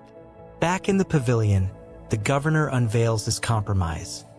Each tribe retains sunset access on alternating nights. The non-drawing tribes receive incense tar credits redeemable for extra fodder at the city gate. Essentially, a barterized water futures market. The envoys mutter, consult aides, then nod. Nobody loves the plan, which means it's probably fair. An elder from Bani Qatar produces an alabaster seal, presses it into a clay tablet recording the pact. You watch impression become artifact before the clay even cools. Your mainstream takeaway: desert governance rode on fluid coalitions and commodity cross-subsidies. But here's the curious epilogue. Tradition demands the first bucket of post-treaty water be poured back into the oasis as a gesture of restraint. The governor hands you the honor. You oblige, tipping lukewarm water over the pool. Surface ripples catch lantern reflections, fracturing the moon into silver confetti. A bell tolls thrice from a tower beyond the palms. Curfew. Envoys file out, still side-eyeing each other but less murderous. You rise, joints stiff, and thank the governor, who gifts you a small vial of rosewater concentrate for dusted throats. Historians will later debate whether rosewater traveled along incense routes or arrived via maritime traders. You decide taste beats theory, tuck the vial beside your pocketed whistle. You guide your camel past sleeping tents where silhouettes shift behind linen walls, laughter softened by distance. At the oasis edge, an elderly woman tends a fire under a copper cauldron. Steam carries the scent of cinnamon. She sells spiced camel milk, a nightcap for travelers. You buy a cup. The warmth unfurls down your esophagus like a lazy comet. The woman grins, revealing teeth dyed bright red with beetle. She asks where you head next. You point east toward a line of low hills. She nods, murmurs a proverb. Water remembers kindness. Sand forgets everything else. Linguists debate its origin. Some trace it to Himyaritic inscriptions. Others call it folk invention. Either way, it feels like a blessing. You ride out under palm fronds rustling like applause. Behind you, lanterns dim one by one, mirrored in the pool until dark. Ahead, dunes wait, silvered and silent. You press a heel to the camel's flank. He snorts, starts a slow plod. Lukewarm water, heated debate, sage against mosquitoes. Another layer of Ubar peeled back. The politics of thirst. Tomorrow you'll chase shadow compass tricks across the empty quarter. But tonight the oasis story seeps into memory like groundwater spiraling through porous stone, ready to burst forth when the narrative needs refreshment. Moonset is an hour away when you and your camel leave the oasis fence for open dark, hooves padding over hard-packed streaks of salt that shine like river ice. The governor's rosewater vial bumps your chest with every step, rhythmic as a metronome, but otherwise the world holds its breath. In front of you stretches a dune corridor vacant of lanterns, milestones, or friendly gossip. Yet you walk as though a string guides your ankle. Tonight you will rely on the oldest dashboard ever sketched. Sky, sand, and a fire no larger than a thumb. You unroll a palm-sized kit the governor's page slipped you. A beeswax candle, a brass saucer etched with concentric rings, and 2 silk strings knotted at star-specific intervals. Mainstream historians call this ensemble a shadow clock, citing a 5th century Syriac manual that praises its accuracy to within a quarter hour. Astronomers counter that earlier Babylonians perfected similar gnomons. So who invented what remains the academic parlor game of choice? You plant the saucer in level sand, light the candle, and watch its flame steady in the wind shelter of your cloak. The shadow stretches across ring number 3, pre-dawn hour number 2, confirming what your gut already suspected. You have just enough time to clear the flats before the sun reheats the dunes into pink glass. You thread 1 silk string between forefinger and thumb. Knots represent known stars: Aldebaran, Canopus, Suhail. Hold the first knot to your cheek, Tug the line until Canopus aligns with the horizon, and the free end points toward Dhofar Grove's 300 miles south-southeast. Navigators once compared these string angles every 2 hours, adjusting course with camel strides that average exactly 6 feet. The science feels simple until you remember you're counting steps in deep sand while half asleep. To help, traders sang a cadence: 4 beats inhale, 4 beats exhale, each beat a stride. You hum the tune under your breath. Your camel's ears twitch, unimpressed but compliant. An hour later, dawn leaks turquoise into the east. Candle waning, you snuff it, sniffing char that smells faintly of cardamom, a trick waxmakers use to mask tallow. The saucer slips back into your kit. You pace until dune crests bleach from pewter to bone. Then check the sun's first edge against your knuckles. Hold fist at arm's length. Count how many fit between horizon and star Suhail's recorded altitude. 3 fists on course. Bedouin guides insist every fist equals 15 degrees. European cartographers quibble, saying desert heat distorts perspective. Arguments continue over espresso at symposiums while you trust muscle memory to mark degrees as if forged into wrist bones. Mid-morning, heat blooms. You and the camel crest a dune topped with black pebbles that form arrowheads all pointing southwest. Ancient cairn fragments. Mainstream archaeology identifies such pebble alignments as desert kites, maybe hunting traps, maybe caravan or signage. Interpretations fork like lizard tracks. You kneel, rearrange one arrow so its tail shades a scorpion burrow. A small mercy that won't change scholarship but feels companionable. Then you slide down the leeward slope, boots surfing powder so fine it squeaks.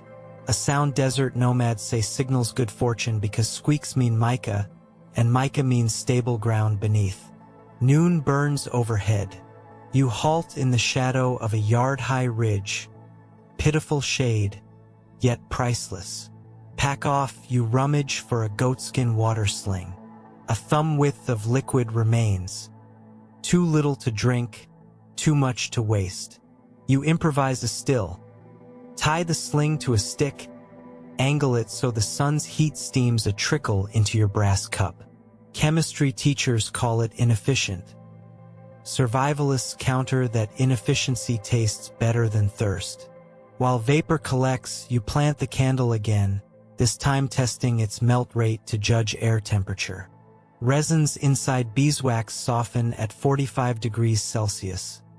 Today they sag in minutes, scorching but survivable. Quantitative meteorology via candle droop.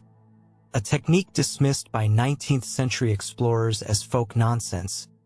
Yet field trials in 2023 proved its median error only 2 degrees.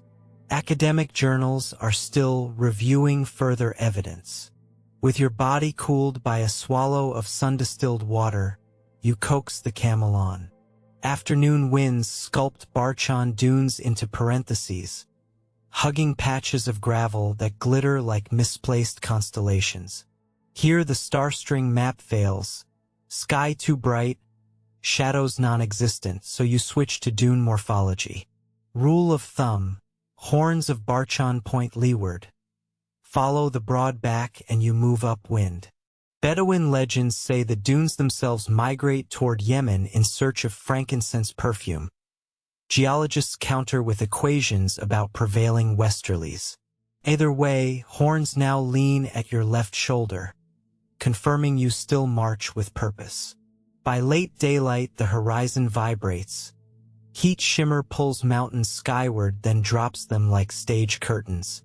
You pause, comparing shimmering ridges to a painted ostrich egg globe the warehouse curator once described. Count 7 mirage folds. The 8th reveals true ground. You count 1, 2, 8. On the 8th fold, jagged ridgeline solidifies. You smile. Orientation verified. Historians debate whether ostrich egg globes were practical tools or status toys, but your boots vote for practical. Sunset bleeds copper into your footprints. Time to fix position before night erases references. You climb a knoll, plant the candle one more time. Its flame barely visible in dying glare, and a line string knots to rising planet Venus. A slight correction eastward emerges, so you angle your camel's nose half a hand's width. Overhead, first stars nail themselves in place. Your silk line becomes a fence for them to lean upon. You tie one end to the camel's saddle horn for quick reference. Cowboy GPS circa 500 CE. Astronomers argue the string method lapses near the equator where star rise angles narrow. Caravan diaries prove otherwise, sparking a debate so arcane only 6 people worldwide pretend interest. Night now velvet. You break for dinner. Dried figs, crumbly cheese, a pinch of candied ginger older than some republics. The camel grazes a thorn bush with stoic crunches. You set the candle on a flat stone, its glow a lonely campfire for 2. In that circle of light you scratch route notes into a palm leaf strip. Position of Suhail, knuckle measure at dawn, pebble arrow orientation. Future researchers will call such strips string maps in prose, part diary, part algorithm. Some doubt authenticity because only fragments survive. Tonight you add a page the critics can't touch. Back on the move, you test a navigation hack cribbed from a Yemeni sailor. Press camel's right ear lobe. If the beast swings its head north, left ear south. Maritime veterans claim ear sensitivity reflects magnetic alignment. Zoologists glare incredulously. Your camel? He offers no comment, but his head swings east, matching your earlier correction. Coincidence or biomagnetics? Debate open. After midnight, the Milky Way sprawls overhead, bright enough to cast shadows. You extinguish the candle, stow the saucer. From here forward, only starlight guides you. Orion's belt slopes toward the horizon like a celestial slide. Follow its angle down and you'll hit the frankincense groves by dawn in exactly 4 day walks. That's the mainstream rule scribes taught merchant apprentices. The quirky sidebar? Some guides carried polished brass mirrors to superimpose Orion on dune shapes, claiming it doubled location accuracy. Astronomers call it charming nonsense. Yet a mirror shard you found earlier bears etched tick marks along the rim. Someone believed enough to calibrate. Wind freshens from north. Sand skitters across ripples, pattering like typewriter keys. You think of the wax-board clerk in the oasis. Wonder if he'd log this sound as proof of upcoming temperature change. Meteorologists have mixed opinions on sandtalk prediction. Still you anchor scarf over nose. Small kernels sting cheeks but soon fade, wind settles. Hours pass. You whisper route chance to stay awake. Left foot, star peak. Right foot, dune peak. Words become lullaby. Camel sets autopilot. At last a faint glow bruises eastern sky. You halt atop a large dome dune. Watch darkness thin. The morning star descends. Birds you never see chirp somewhere like squeaky door hinges. You plant the candle again out of habit. Its shadow extends but vanishes under spreading light. Ritual satisfied, you pocket it, stroke the camel's dusty mane. In this dawn hush you notice curious patterns on the sand. Double-lined grooves side by side with hoof marks, faint but straight as carpenter's rule. Evidence of a dual-track cart, rare in modern sightings. Mainstream caravan chronicles only mention such carts in mountainous wadis, not open dunes. Skeptics assume the lines are coincidence. You kneel, gauge spacing, identical to the wheel axle you once hefted. Proof rolls beneath your boots, but the debate will crawl for decades in journals. Sun lifts fully, splashing gold over dunes turned terracotta. You and the camel descend into a shallow basin where scrub acacias paint shadows shaped like cracked webs. A half-buried milestone juts nearby, stone slab etched with 3 wavy lines, ancient shorthand for water ahead. You had not planned to stop, yet candle shadow math says you deserve rest. You chip away sand, find jar fragments and charcoal rings. A traveler's way house long gone. Historians label these khans in miniature, self-serve rest stations maintained by altruistic tribes. Anthropologists disagree, claiming they formed spontaneously wherever caravans camped thrice. The jar shards contain date pits, goat hair, and a single bead of turquoise. You add 1 fig seed from your pouch, joining centuries of anonymous donors. Sun climbs higher, pressing the air hot again.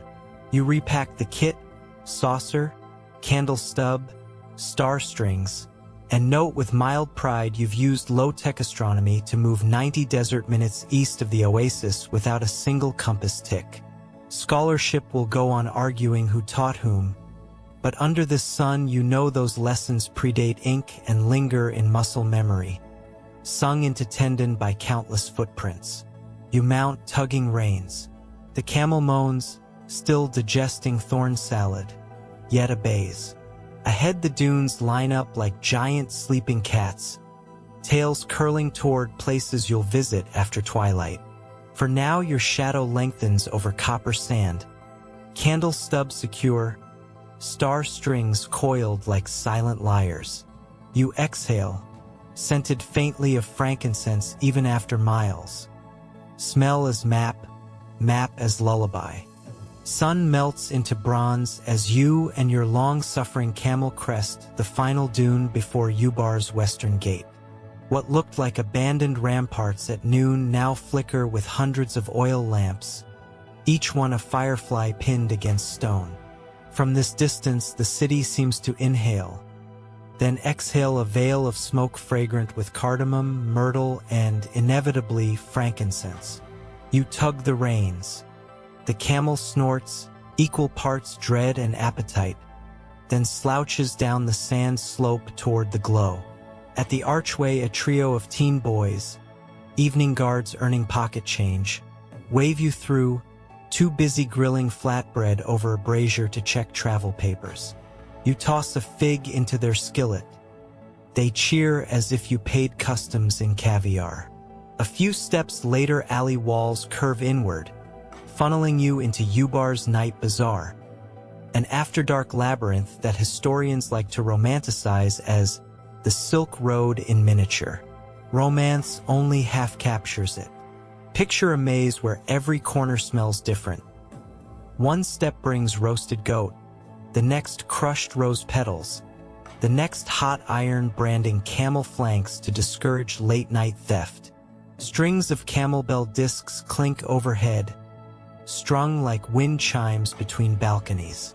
Merchants claim the jangling Dieter's gin. Acousticians suspected Dieter's pickpockets by shredding whispers. Scholars still debate which theory holds water or incense oil, but either way the bells sing all night long. First stall to hook your nose cells cubs the size of saddle blankets, puffed over dome ovens. The baker splashes dough with sesame paste and dusts it in fine powdered resin. Ancient anti-mold hack that doubles as sweetener. Mainstream food historians credit resin-flavored bread to Nabatean caravans. Culinary purists argue the recipe must predate even them because clay tablets from Dillman list tree-tier powder in feast menus. You break off a corner. Citrus pine tang rides warm wheat, turning your mouth into a portable sensor. Next aisle glitters. Glass traders from Tyre tilt hand mirrors so lantern light ricochets into dazzled crowds. One mirror reflects your own dust-streaked face back at you. Across the glass, your camel's reflection appears twice his actual dignity. A salesman pounces, swearing the mirror is enchanted. Smuggler's code for mercury-backed quality. Quirky footnote.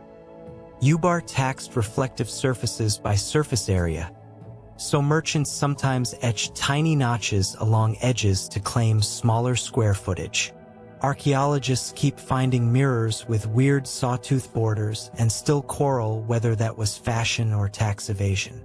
Down a side lane, incense smoke thickens, torch flames burn emerald, copper salts sprinkled on wicks for effect, and silhouettes shuffle past carrying crates that chirp. You edge closer, spot slatted cages. Baby cheetahs, eyes copper as new coin. Royal shipment, whispers a handler, stroking a spotted head with gloved fingers. Elite households across Arabia paid fortunes for semi-tame cheetahs to patrol date orchards. Mainstream zoologists cite this as early predator pest management, though ethicists point out the cheetahs often escaped, founding feral colonies nobody can fully confirm. The academic stalemate, scant bones, plenty of poetry. You linger just long enough to feel a kitten's warm breath on your wrist before the handler hustles the crate toward a curtained door marked with 2 intertwined palm leaves.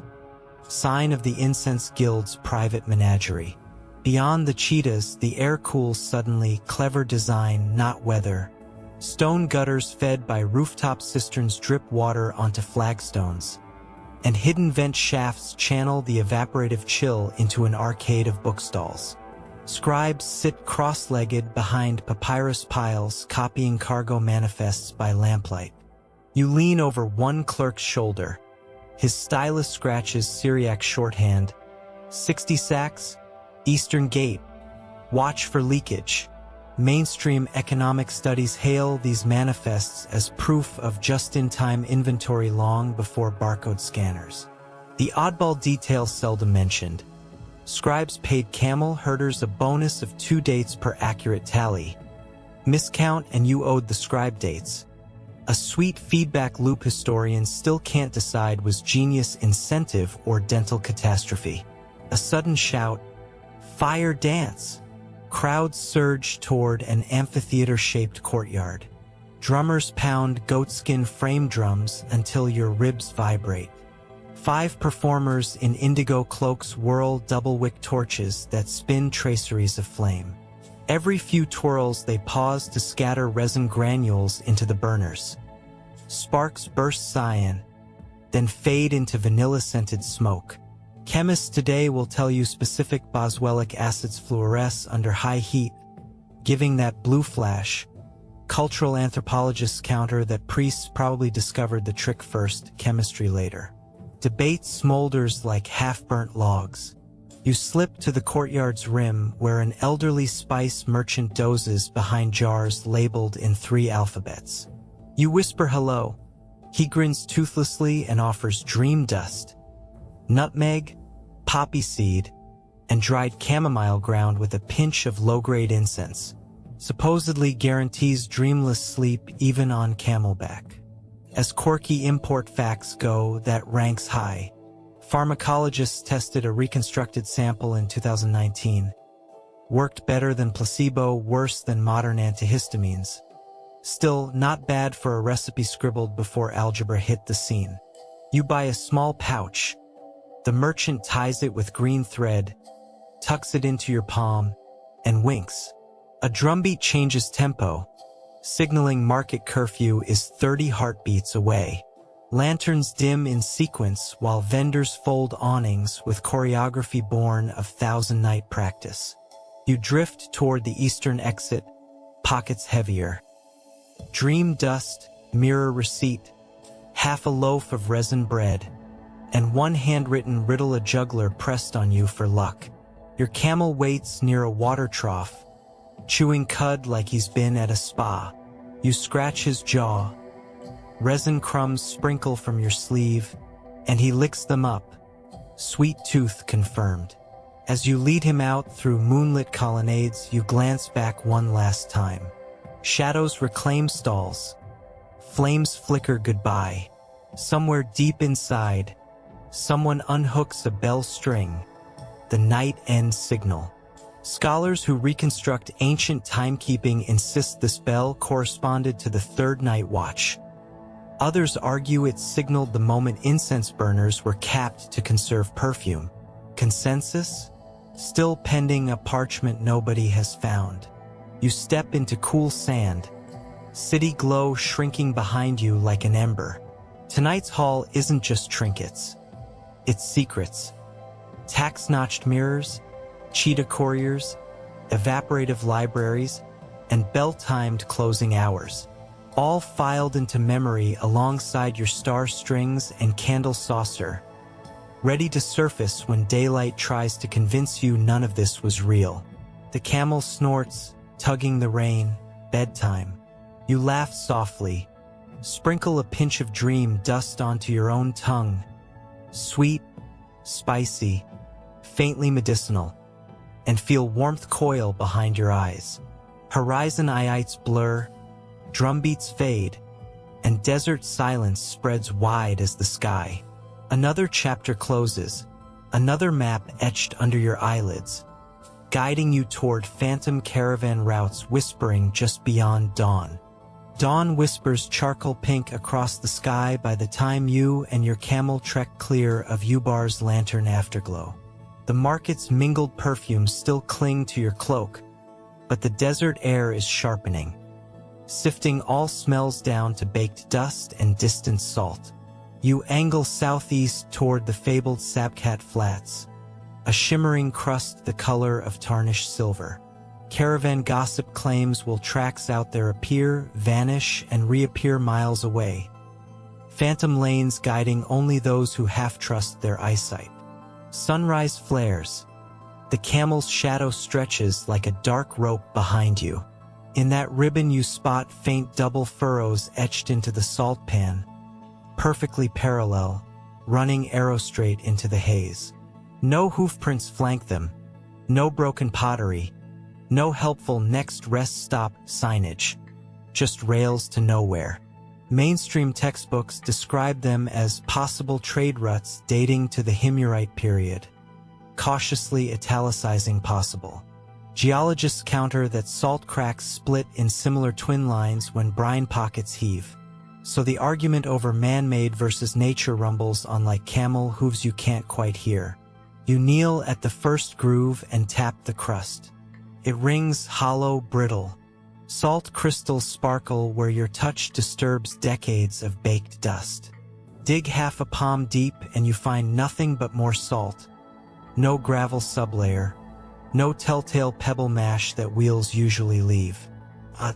You pull out your candle saucer, set it level, and roll a spare mirror shard along the track. The glass glides beautifully, as if the rut was polished for tonight's show. Were carts really driven here, or is the desert pranking archaeologists again? Historians still debate this, each conference paper ending in polite shrugs and a buffet line. You follow the rail east. The camel pads beside you, intrigued by his reflection ghosting across the bright crust. Every few hundred paces, the track sags, interrupted by spiral depressions 2 feet wide, spots where salt melted into brine after rare rains. Traders called them sink eyes. A pilgrim diary from 457 C warns, "Step not where the flats weep. Beasts drop fetlock deep and vanish." The mainstream note ends there, but a marginal doodle on the same page shows a tiny demon scooping up a camel medieval emoji for pothole management. Our march is on. The sun's glare throbs. Mirage lakes ripple ahead. Suddenly the rut forks, one branch bending south toward low escarpments, the other veering northeast, dead straight. You squat, unroll your star string again, and measure. The southern branch hugs the ancient incense axis. Historians chart this line religiously, while the northeastern spur heads toward nothing on any map. Quirky tidbit. A 19th century German explorer reported finding ghost wagons burned into the salt along that spur, scorch marks shaped like spokes, as though lightning fossilized traffic. Modern researchers chalk that up to sun-baked capillary stains, But the story persists in camels' only campfires. Curiosity wins. You choose the unmapped spur. Within 10 minutes, the twin grooves fade, as if someone lifted the road and didn't bother stitching the scenery back together. Ahead lies untracked crust, smooth as blank parchment. Yet if you squint, you sense the suggestion of a line, heat wavers sculpting imaginary rails. You step onward, half skeptic, half believer, letting mirage be your GPS. The camel snorts doubt but follows, the loyalty clause in his rental contract, presumably. Midday heat turns the flats into a frying pan. Your sandals squeak on crystallized salt, echoing the squeak that haunted you back at the journey's start. A full-circle soundtrack. You pop the rose water vial's cork. One drop on your tongue cools like peppermint snowfall. Folk medicine hails rose water as heatstroke armor. Modern studies show minimal effect beyond placebo, but placebo tastes divine right now. By early afternoon, a low ridge ripples into view, its base smudged by mirage. As you near, the salt crust thins to gypsum silt, then to gritty clay. Will ruts re-emerge, deeper now, their edges chipped by long-ago spokes?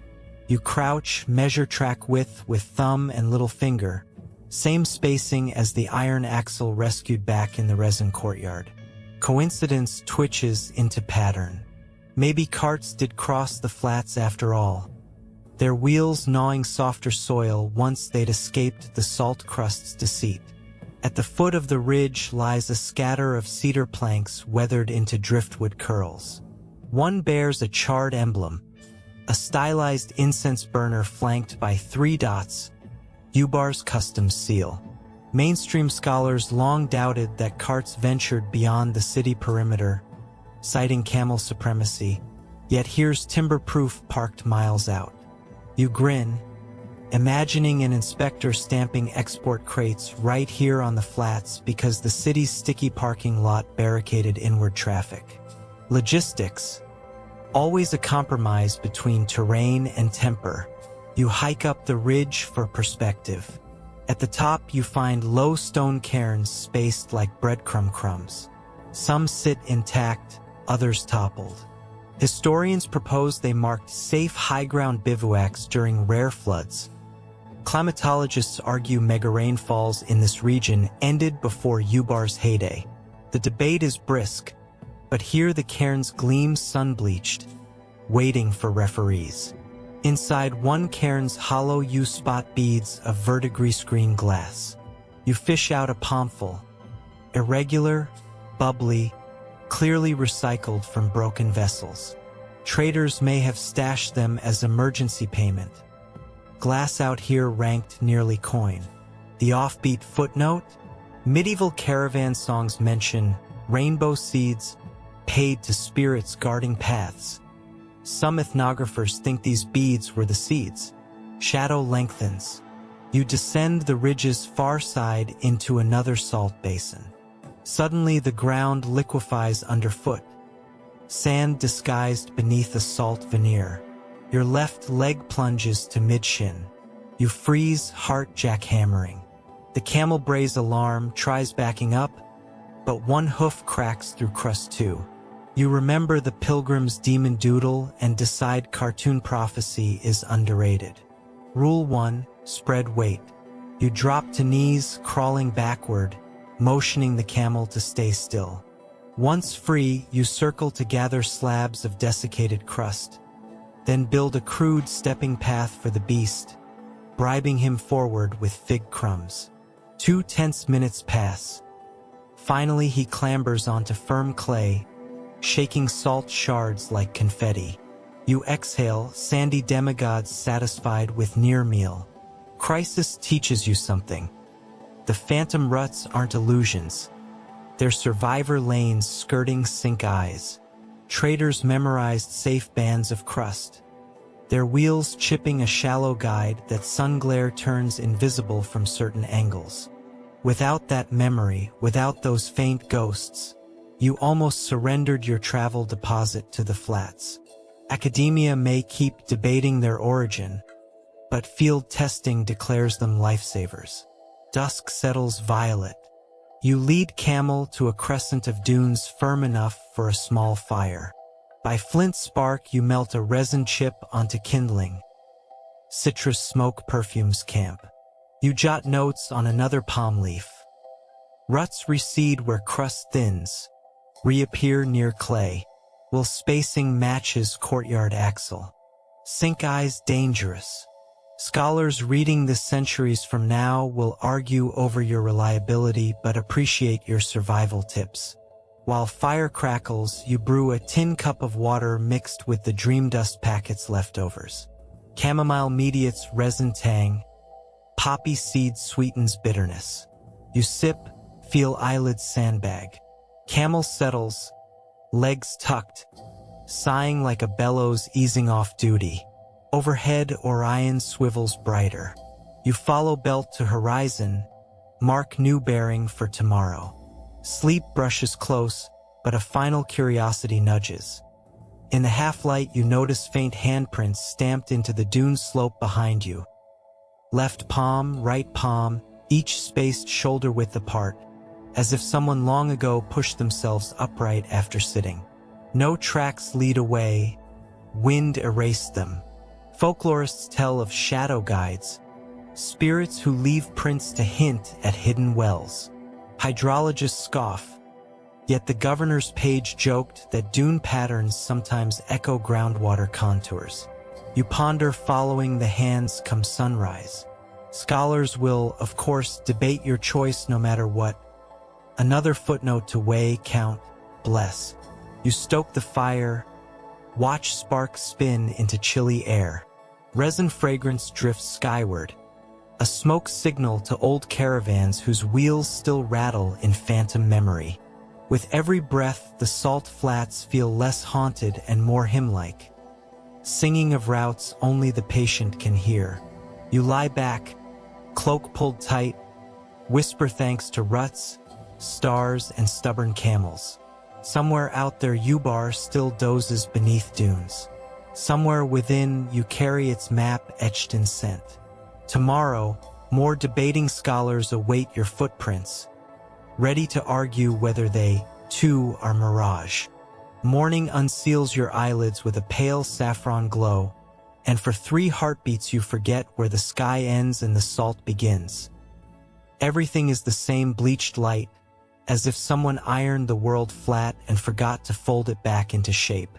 Your camel, ever pragmatic, noses you awake by letting a strand of drool flop onto your forehead. Nothing says, time to march, like camel cologne.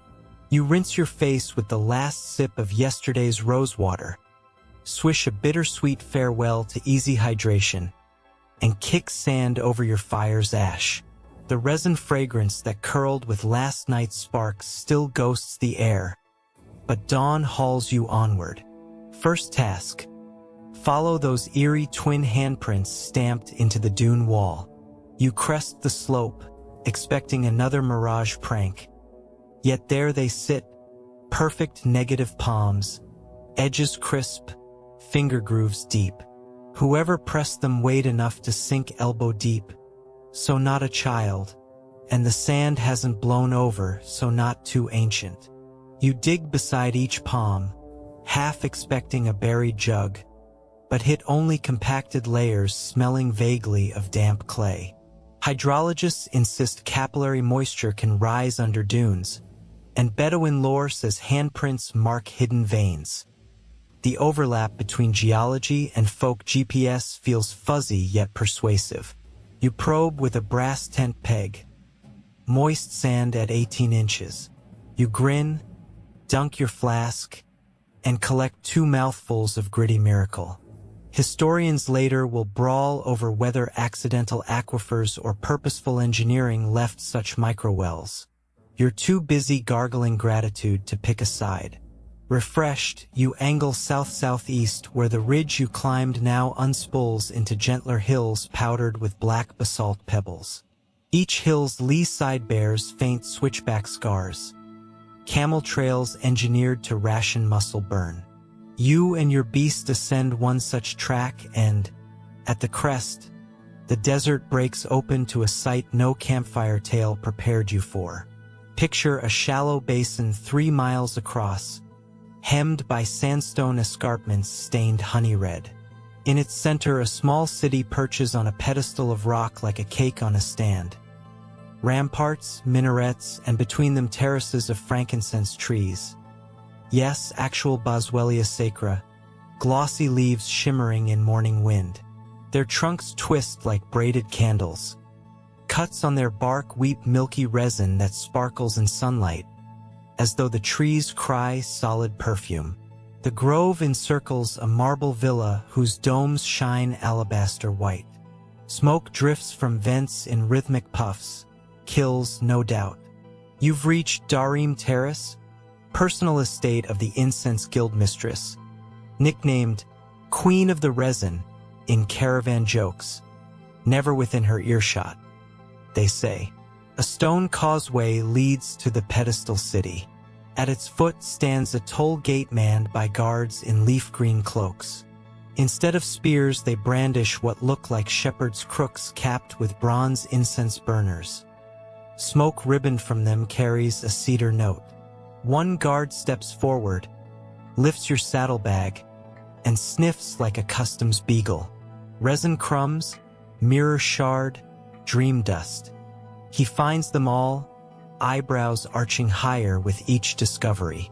Before he can classify you as professional thief, you produce the governor's rosewater vial with its embossed seal. Recognition dawns. He nods, returns everything, then claps twice. The gates yawn open, revealing a ramp that spirals skyward through terraced groves. On the first terrace, pickers, mostly women in indigo robes, score tree bark with crescent knives. Drops of sap ooze, opalescent. A supervisor chalks symbols on a wooden tablet, tree number, date of cut, phase of the moon. Mainstream botany lectures mention 3 harvest cycles per season. Here you witness cycle 4, reserved for elite orders. A quirky aside, one picker hums into hollow gourds hung from branches. Local belief holds that vibration pacifies tree spirits, producing sweeter resin. Ethnomusicologists debate the efficacy. You watch and note the sap drop indeed seems thicker where gourds sing. Coincidence? Years of dissertations await. Second terrace. Resin dries on woven mats. Workers sort tiers by color: white, gold, amber, green. A young quality inspector flicks each tier with a fingernail. High-pitch ring means top grade. Your camel sneezes at the dust. The inspector laughs, offering him a reject lump. Camel crunches it like sugar glass. You jot another margin note. Camels love low-grade frankincense? Possible vermifuge? Veterinarians later will test the hypothesis. The camel just wants seconds. Third terrace. Kills. Brick domes glow like sunrise turned inside out. Resin bricks bake on racks, exuding sweet haze. An overseer explains that slow heat pulls moisture, raising shelf life from 6 months to 3 years. Mainstream supply chain historians compare this to Roman garum reduction, though with less fish smell. The peculiar bit? Kiln crews wear linen masks doused in pounded myrtle leaves. They claim it prevents perfumer's dizziness, a fragrant version of brewer's lung. Occupational health scholars are still tracing correlations between long-term myrtle inhalation and lung resilience. At the pedestal's summit, guards escort you into a courtyard paved with marble tesserae depicting stylized smoke plumes. A reflecting pool lies at the center, its water tinted pale rose from blossoms floating atop. For peacocks strut the rim, tails dyed mint green with malachite powder. Courtly flex or pest control. Ornithologists note peacocks eat scorpions. Historians argue the dye served as anti-parasite layer. You step onto a mosaic threshold. Twins of the palms you followed this morning, guild sigil. You realize those dune handprints were no random miracle. They marked the Queen's secret water scouts. Field archaeology will salivate over this breadcrumb. An attendant in silver bangles ushers you through cedar doors into the villa's hall of accounts. 26 clerks sit at semicircular desks, abacuses clicking like cicadas. Scroll tubes line niches floor to ceiling, tagged with wax seals of every major port. Alexandria, Antioch, Mangalore, Guangzhou. Economic historians dream of such ledgers, many believed lost. Yet here they are, breathing parchment and sandalwood. The clerk nearest you tallies latitudes, tonnage, and shrinkage from camel nibbling. A charming column seldom noted in surviving documents and spark for another academic feud. Were livestock losses actually recorded, or did scribes inflate numbers to skim riches? Double doors at the far end swing open. Enter the guild mistress.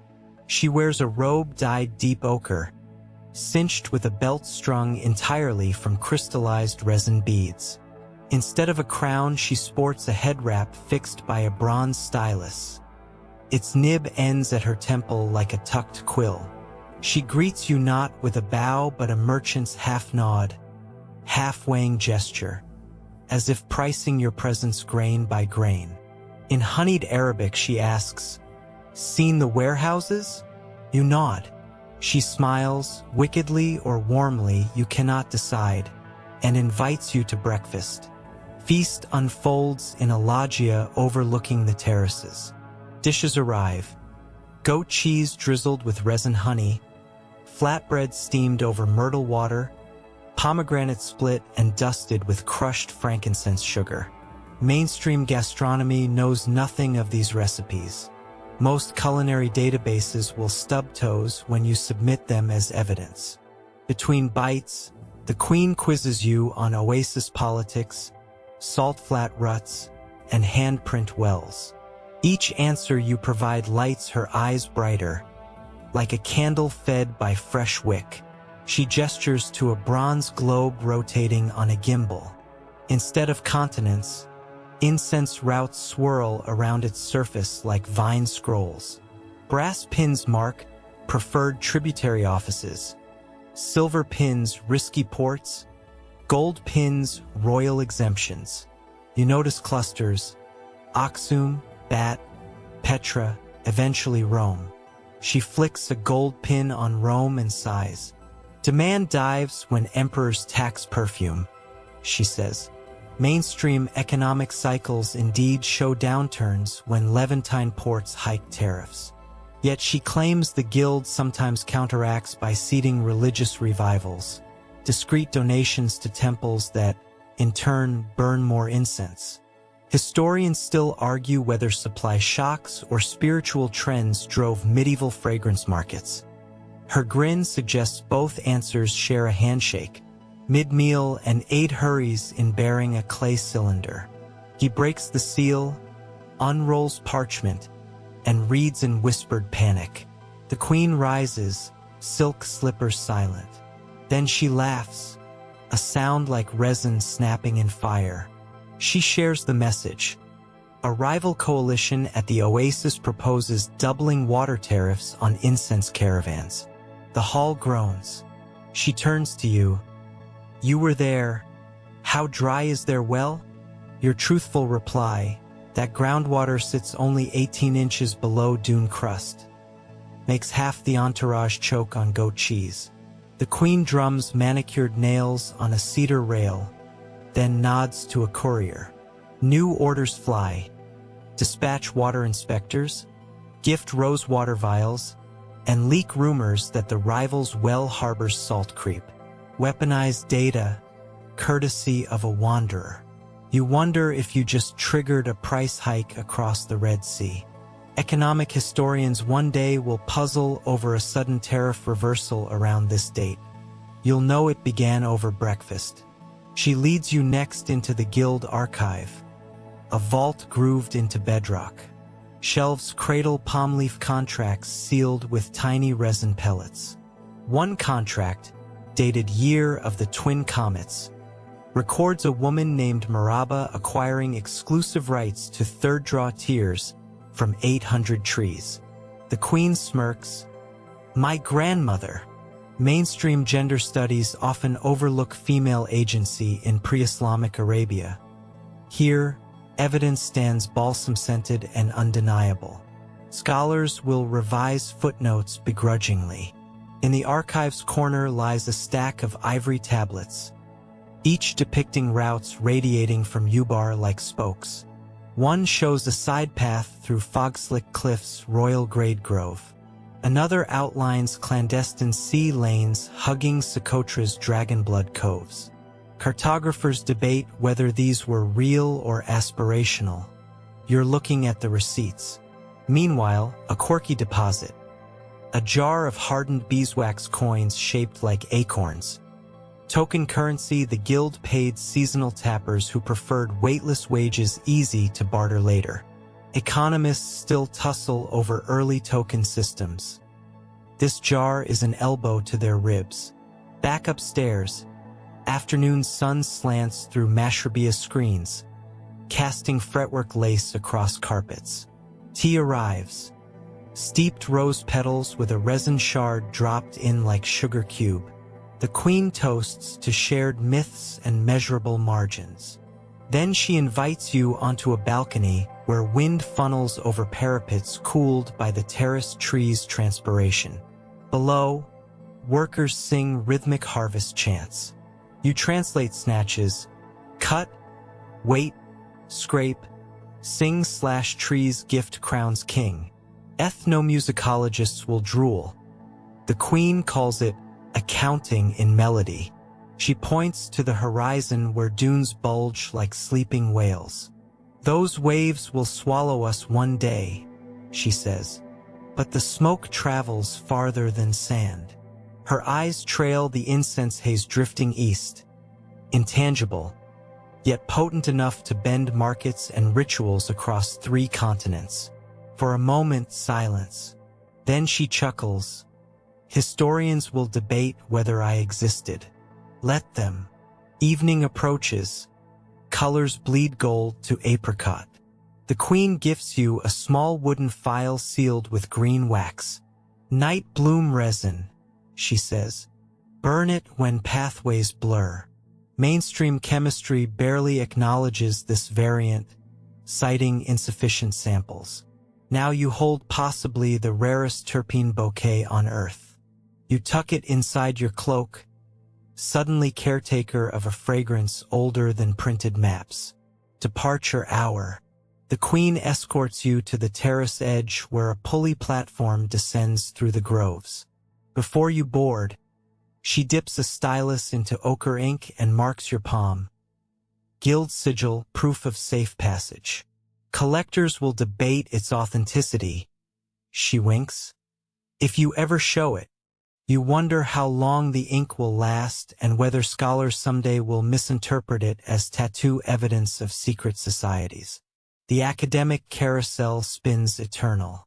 Platform lowers, workers wave. Your camel awaits at the foot causeway, bored to transcendence. You mount, palms still tingling. As you descend the basin's far slope, dusk ignites kiln smoke behind you, turning terraced groves into tiered candles. The queen, a silhouette atop parapets, lifts one arm, a farewell or a final appraisal, you can't say. Night clamps shut. Stars salt the vault. You unscrew the phial's stopper, inhale a thread of night bloom. Notes of cool mint, shy jasmine, deep resin base. Your shoulders unclench. The road ahead, dune-lapping darkness, seems suddenly navigable. You whisper thanks to the invisible map of scent now stored in your pocket, then ride on, letting the desert rearrange its lines behind you like a scribe editing history in real time. You and the camel skirt southeast until the dunes lose their swagger and slump into a plain of gravelly yardongs. wind-planed ridges that look like someone tried to sculpt chess pieces from pumice and got distracted halfway. Between them, low walls of dressed stone appear and disappear, half-eaten by sand. You could mistake them for random outcrops were it not for the repeating pattern. 3 courses of sandstone, a band of fired brick, then another 3. That brick layer is a dead giveaway. No natural process stacks masonry in polite stripes. Architects call it seismic banding, an old trick that lets walls flex during tremors. Roman builders used similar schemes at Baalbek. Nabatean masons refined the style. Here in Ubar, the pattern survives like a heartbeat under dust. Historians praise the engineering but still argue who imported the method. Some credit a Persian master builder, others a cohort of runaway stonemasons from Petra. One wall rises higher than the rest, culminating in a squat bastion topped by a roof of solid cedar planks shingled with overlapping limestone slabs.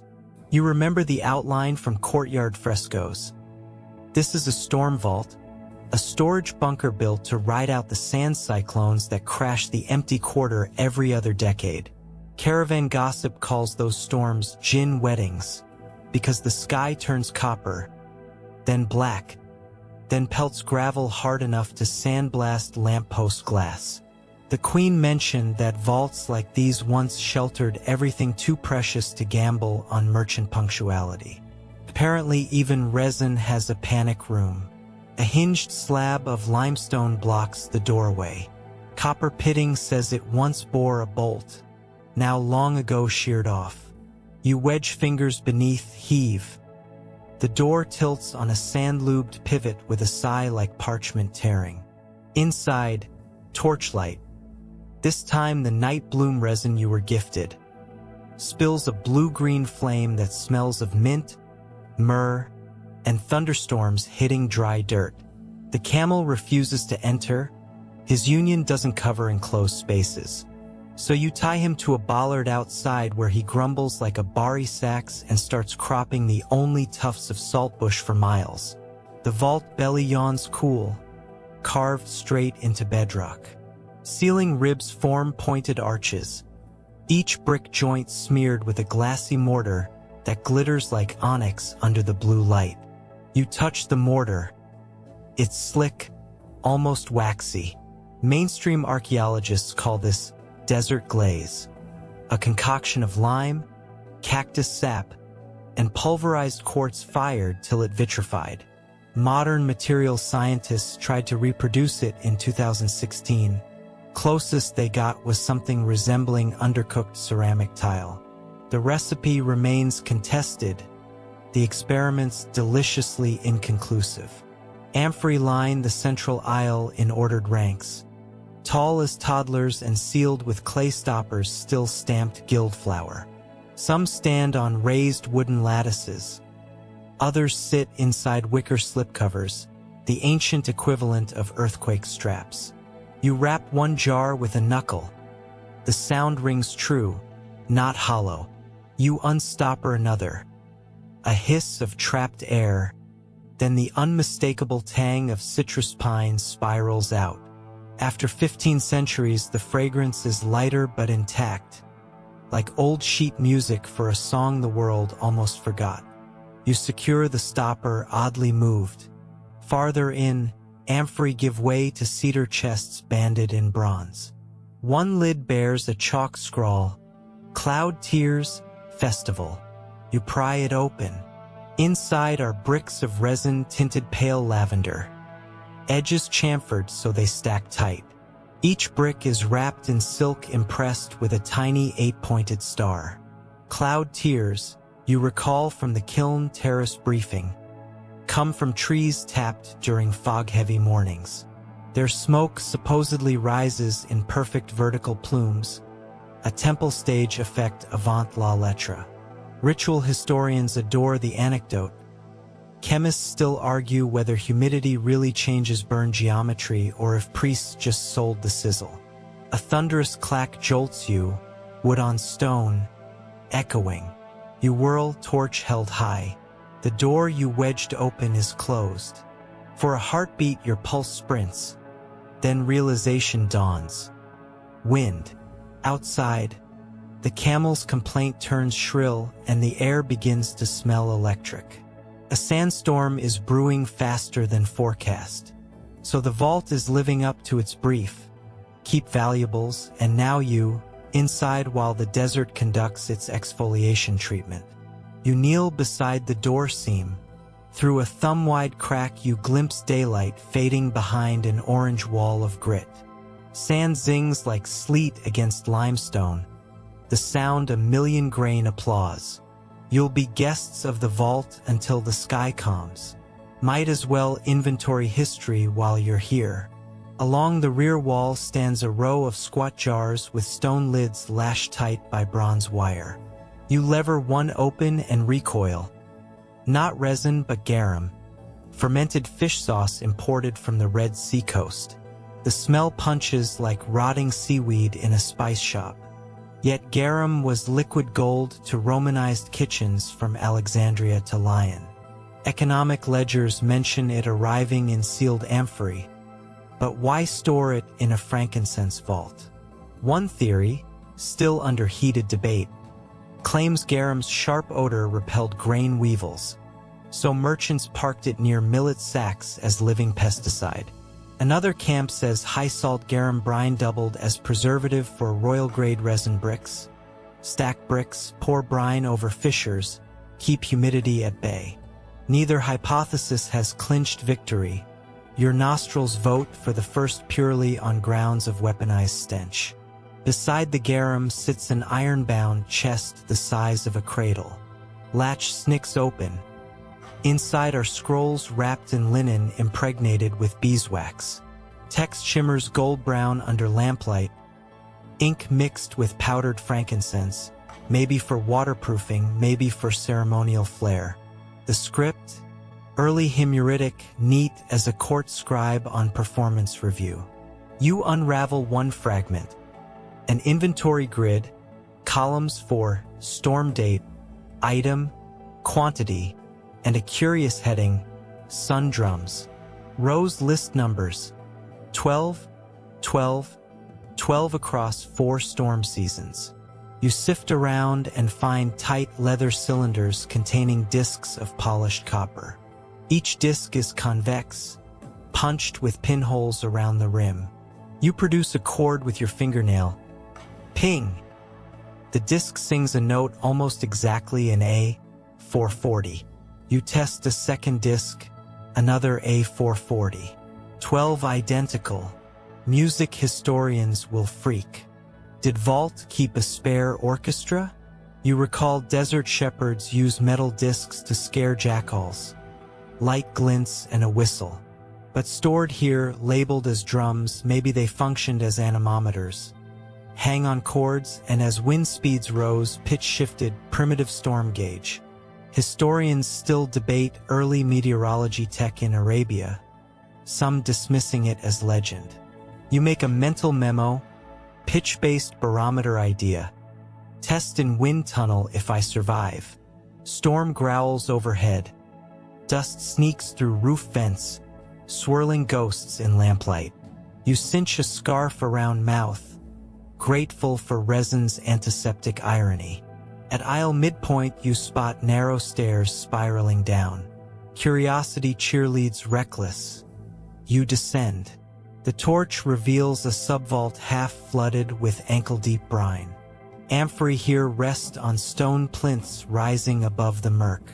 You bend, scoop water, salty but faintly sweet. Geological treatises claim subterranean aquifers under Ubar locked seawater seepage with mineral springs. No two wells tasted alike. Historians roast each other over whether seismic shifts opened these flows pre- or post-collapse. You stand amid evidence that salt and sweet shared a handshake beneath the city's feet the whole time. One wall of the subvault bears a mural, inlaid tesserae still vibrant. It shows warriors in scaled armor herding camels toward a massive funnel-shaped ramp. Above, Stylized sand swirls like cinnamon rolls in the sky. At ramp's apex sits a vault identical to the one you occupy. The imagery screams functional propaganda. When storms roar, stash cargo here. But a smaller vignette catches your eye. Workers spreading viscous resin across courtyard flagstones before a storm hits. A caption in late Sabaic script reads, "Tie the feet of the city lest they run." That's not metaphor. That's directions. Use resin to glue dust, preventing scour. Ecclesiastical chronicles mock Ubar's downfall as hubris. Engineers here just fought wind with tree sap. Innovative, yes, and ironically the same resin later trapped their camel fleet like flies in honey. History's sense of humor is savage. Scholars still argue whether such precautionary pavement helped or hurt in the long run. You climb back topside. Storm still vents anger, but vault stands silent, steadfast.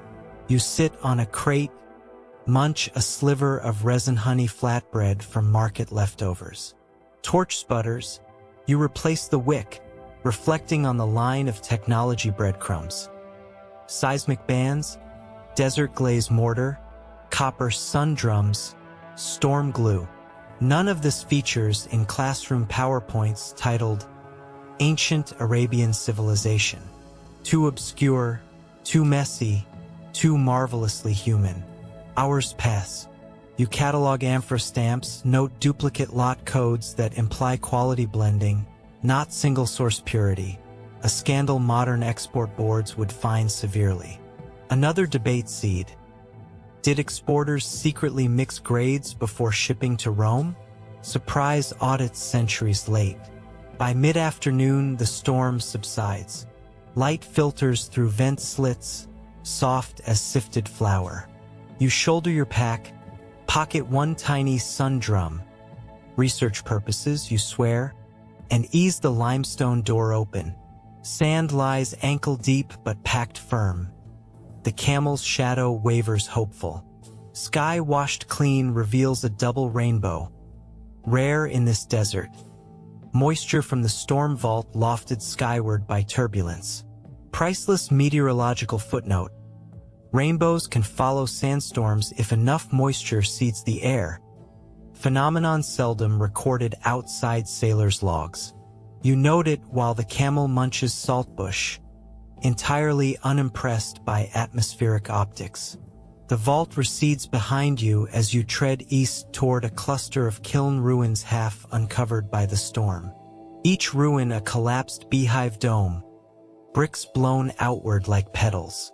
Geologists attribute such explosion collapse to internal gas pressure when rainwater hits cooling kills. Architects blame structural fatigue. The argument flickers like kiln fire.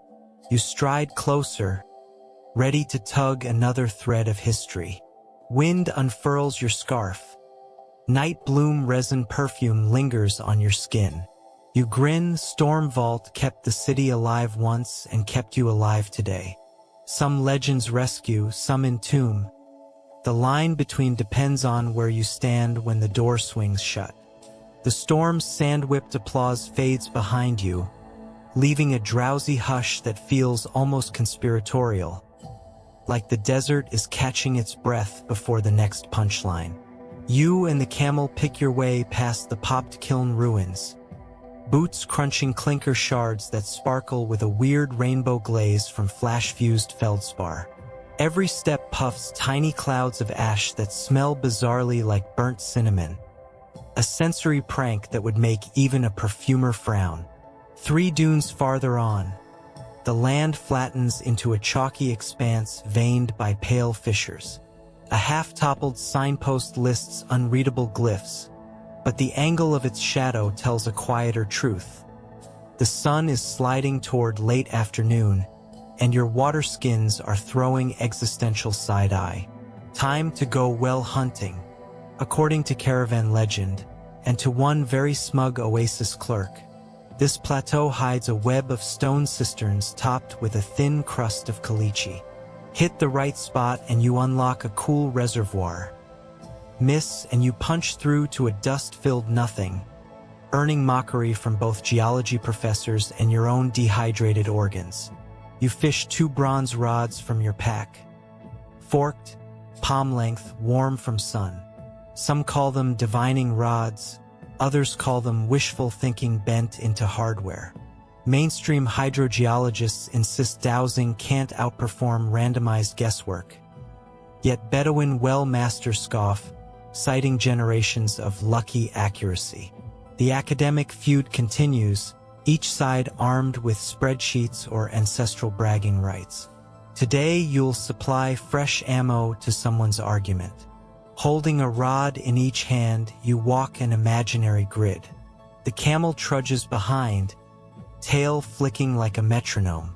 20 paces, nothing. Another 20, rods tremble, cross inward, then uncross. False alarm. You mutter a joke about faulty Wi-Fi. The camel doesn't laugh. Third sweep. A sharp tug. Both rods snap toward each other like magnetized chopsticks. Your skin prickles. Coincidence? Trenchant micromagnetic anomaly? Or a buried cistern actually humming a watery lullaby? Historians of science remain exquisitely undecided. You mark the spot with a sandal print and unpack a slender iron probe. Kneel, jab. The tip meets soft resistance at 8 inches, then hollows out with a moist pop. You withdraw the probe, its end glistens silt gray. Evidence. You grin so wide your cheekbones ache. The camel, sensing optimism, lowers his lips to nudge the damp patch like checking for frosting on a cake. Excavation kit time. Collapsible spade, goatskin bucket, a coil of rope, and a collapsible leather bladder. You slice a 1 square foot panel of crust, reveal cedar planks set tongue in groove over a stone ring. Ingenious. The wood swells when wet, sealing gaps. You pry a plank. Cool air breathes up carrying notes of iron and sage. By candlelight you peer inside, water mirror 12 feet below, still as temple glass. Lower the bucket, haul up a gallon. It's faintly mineral, sweeter than expected. You let the camel drink first. Etiquette and survival align. He slurps, then snorts approval. Your turn. 2 gulps slide down, and the whole desert horizon shifts from sepia to something almost pastel. Hydration is color correction for the soul. A quick survey. The cistern mouth bears chisel stamps.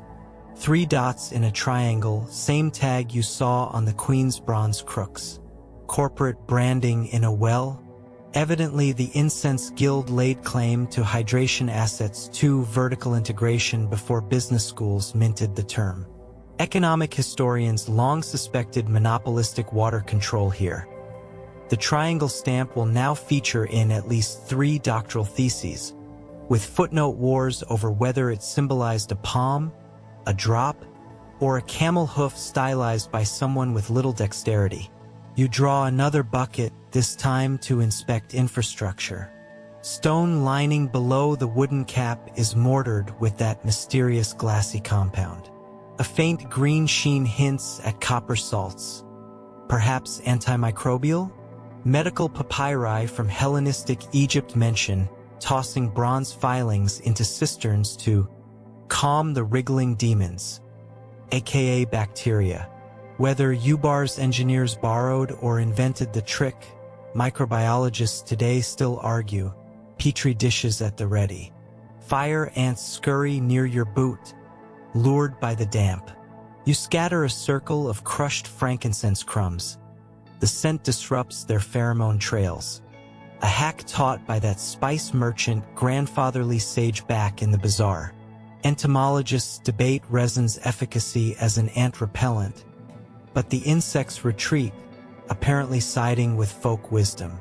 Score 1 for anecdote. With water secured, curiosity fills the vacancy thirst left behind. You measure the cistern diameter, about 7 feet, then wrap along its rim. A hollow note rings toward the east segment, suggesting either a feeder tunnel or a second chamber. You trace the rim, discover a patch of bricks lighter in hue. Press, brick pivots, revealing a crawl space sloping downward. Logic says leave it alone.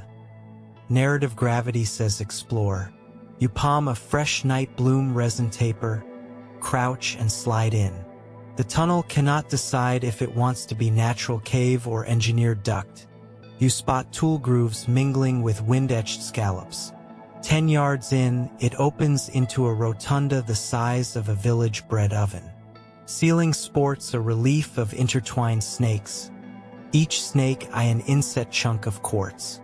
Mythologists posit snakes guarded water in South Arabian lore. Skeptics cite zero snake bones near ancient wells. Yet here stone serpents stand sentinel, glimmering in torch glow, archaeological mic drop. At Rotunda Center sits a pedestal supporting a clay amphora no taller than your forearm. Stopper's seal bears the guild triangle plus an extra dot below. New symbol. You unseal. Inside isn't resin but a parchment scroll scented with myrrh. Inked in Nabatean script, the heading reads, Pluvial Reserve Map. Your pulse spikes. Lines grid the plateau. Dots mark sister nodes. Arrows show feeder channels. This is literally the lost water blueprint. Scholars raged for decades about rumored hydromaps. You're holding linchpin evidence. Smaller annotations note maintenance rotations. At second new moon, scrape algae. At solstice, add copper filings. After sandstorm, test draw speed before release. This is advanced hydrodynamics couched in lunar ritual calendar. Hydrologists will weep for joy. Religious studies folks will claim metaphor. Interdisciplinary skirmish incoming.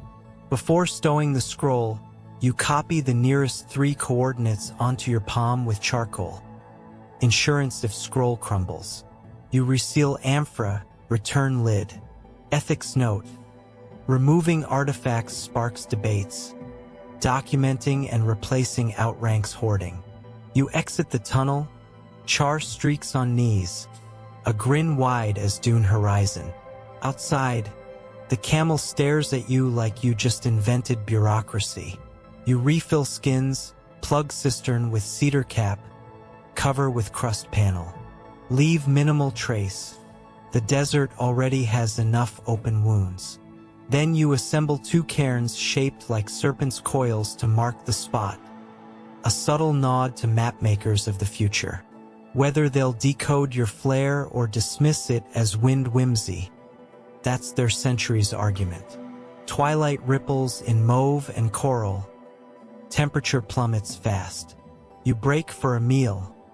Resin sweet bread, sliver of goat cheese, gulp of cool well water. Each bite tastes like survival served a la carte with a side of smug. Mainstream nutritionists might fret about resin sugar spikes. You calculate emotional calories and declare a feast. Night unfurls. Orion climbs his nightly ladder. You unpack your star string, align canopus with a distant ridge. Time to chart path toward the next cistern on your charcoal palm. The camel grumbles but kneels for saddling.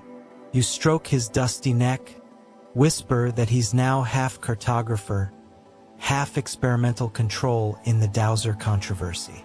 He pretends not to care. As you ride, you practice what you'll tell the hypothetical academic panel that corners you in some future lecture hall. Yes, the rods moved. Yes, the probe hit moisture. No, I can't promise repeatability under controlled lab conditions, unless your lab can replicate 1 trillion grains of superheated quartz, 1 thirsty camel, and the sigh of a desert at dusk. You imagine their faces, some skeptical, some starry-eyed, and find yourself laughing into the night, a sound scooped up by wind and hurled across empty miles. Behind you, the serpent coil cairns cast twin shadows in twin moonlight, pointing to hidden lifelines running beneath indifferent salt and sand. Ahead, another cistern waits, proof that ingenuity flows wherever scarcity draws hard lines. Historians will debate whether these wells saved or merely prolonged Ubar's breath. For now, each gulp you take writes a footnote in favor of salvation. The moon sets behind you like a shutter sliding down the sky, yet faint dawn already ghosts the eastern horizon. Your camel plods along the charcoal-gray flats, saddle creaking in a slow heartbeat rhythm. Beneath the hooves, the ground feels different. More give, less crunch. You dismount, crouch, and trace the surface. It's not compacted sand anymore, but a crust of pulverized limestone mixed with resin flakes. Like someone spilled giant sacks of incense, dust then rolled 1,000 cartwheels across it. The crust flexes under fingertip pressure, and you realize the desert itself is turning spongy. A first warning that Ubar's bones are softening long before anyone writes an epitaph. Ahead, low ridges appear, not dunes but rather sagging street walls half-filled by drifting grit. They form a crooked skyline, like a row of books left too near a stove. You guide your camel up a gentle ramp and find yourself walking atop what must once have been the main east-west causeway. Here the paving stones tilt at drunken angles, and thin fissures score their surfaces in patterns that mimic lightning. You tap one with your boot heel, crumbs flake off. It dawns on you that wait, camel trains laden with tons of resin bricks, must have hammered these slabs day after day until the mortar underneath surrendered. Mainstream archaeology often praises Ubar's roadbed engineering, citing double-layer limestone set on packed gravel. But textbooks rarely dwell on fatigue. The truth you see now? Even the grandest pavement tires of hoofbeats eventually. You follow a fissure toward a colonnaded warehouse block leaning east like a frozen wave. Its pillars, fluted and once proud, have bowed outwards at the waist, each beltline wrapped in makeshift rope tourniquets. Somebody tried triage. Cedar props brace capitals, while clay wedges cram gaps in shattered plinths. A wooden signboard dangles from frayed hemp. Faded lettering reads, in Old South Arabian cursive, Bay 7, tax paid. You step closer. Notice a secondary scrawl added in charcoal. Do not load camels here. Floor sinks. Modern structural engineers call this a red tag. Ancient clerks called it common sense. Inside, evening's last shadows cling to rafters. You raise your night bloom taper and scan the floor. What looks like level ground is actually a sagging bowl 3 handspans deep. Planks long melted under resin weight and relentless humidity from sweating beasts. A clerical tablet lies on a crate. Tally columns abruptly end halfway through a line, 9 bundles, and nothing more.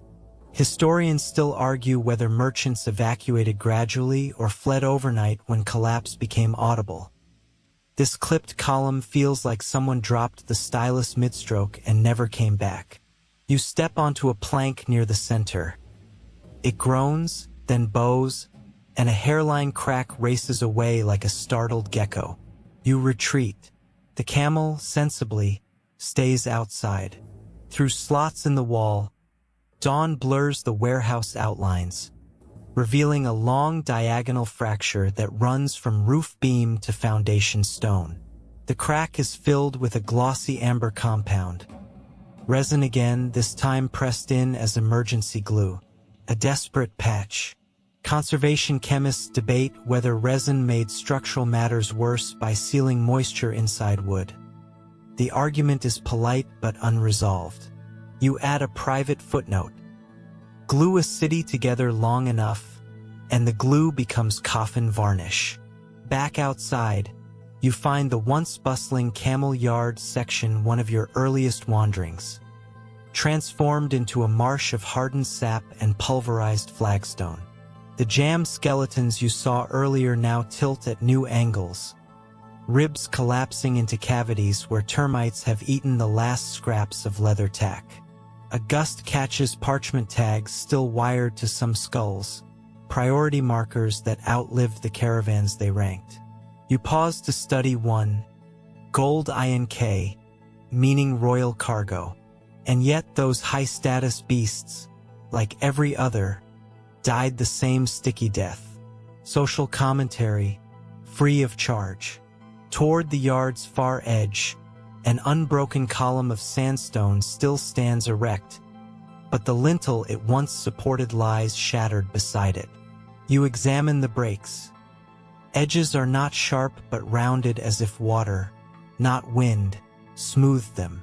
Geological drill cores indicate a sudden rise in groundwater around the 6th century. Some scholars blame flash floods triggered by monsoon shifts. Others insist heavy human irrigation upstream destabilized water tables. The sandstone bevels in your hand feel like they've soaked and dried 100 times. Convincing tactile testimony for Team Flood. A flutter near your head. Tiny bats pour from a roof fissure, their wings kicking spice-scented dust. They bank and vanish into the glowing sky. Chiropterologists once discovered desiccated bat colonies in similar ruins, theorizing that heat trapped in sap-coated halls created perfect incubation chambers. Not exactly in the tourist brochures, but nature always rents available space. Moving east, you enter what maps call the Procession Avenue, flanked by relief panels that once celebrated Ubar's prosperity. Camel parades, guildsmen weighing tiers of incense, musicians clapping clappers. Today, most reliefs slump. Figures stretch into grotesque smears where wall blocks have sheared downward. One panel remains crisp, a drummer raising a bronze tambour. Underneath, a chisel note in Sabaic reads, 3 days festival without wind, a joyful omen. You press a finger over the words, imagining celebrants oblivious to microfractures forming underfoot as they danced. A distant rumble answers your memory. No festival drum, but real stone groaning. You freeze, listen. Another groan, closer. Masonry complaining at dawn. You scan the colonnade and notice dust pluming from a cornice seam. Instinct yanks you backward just as a slab the size of a mattress peels off, crashes where you stood, and explodes into splinters. Your taper flickers in the impact breeze. The camel bellows alarm. Heart pounding, you realize the city isn't a static ruin. It's a slow-motion avalanche still unspooling. To exit, you cut through a short alley that once hosted spice stalls, cinnamon, saffron, dried rose.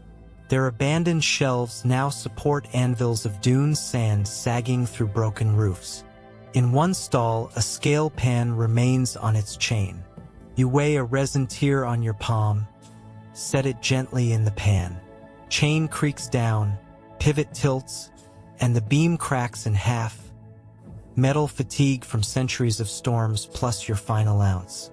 Even a whisper of weight tips Ubar over the edge now.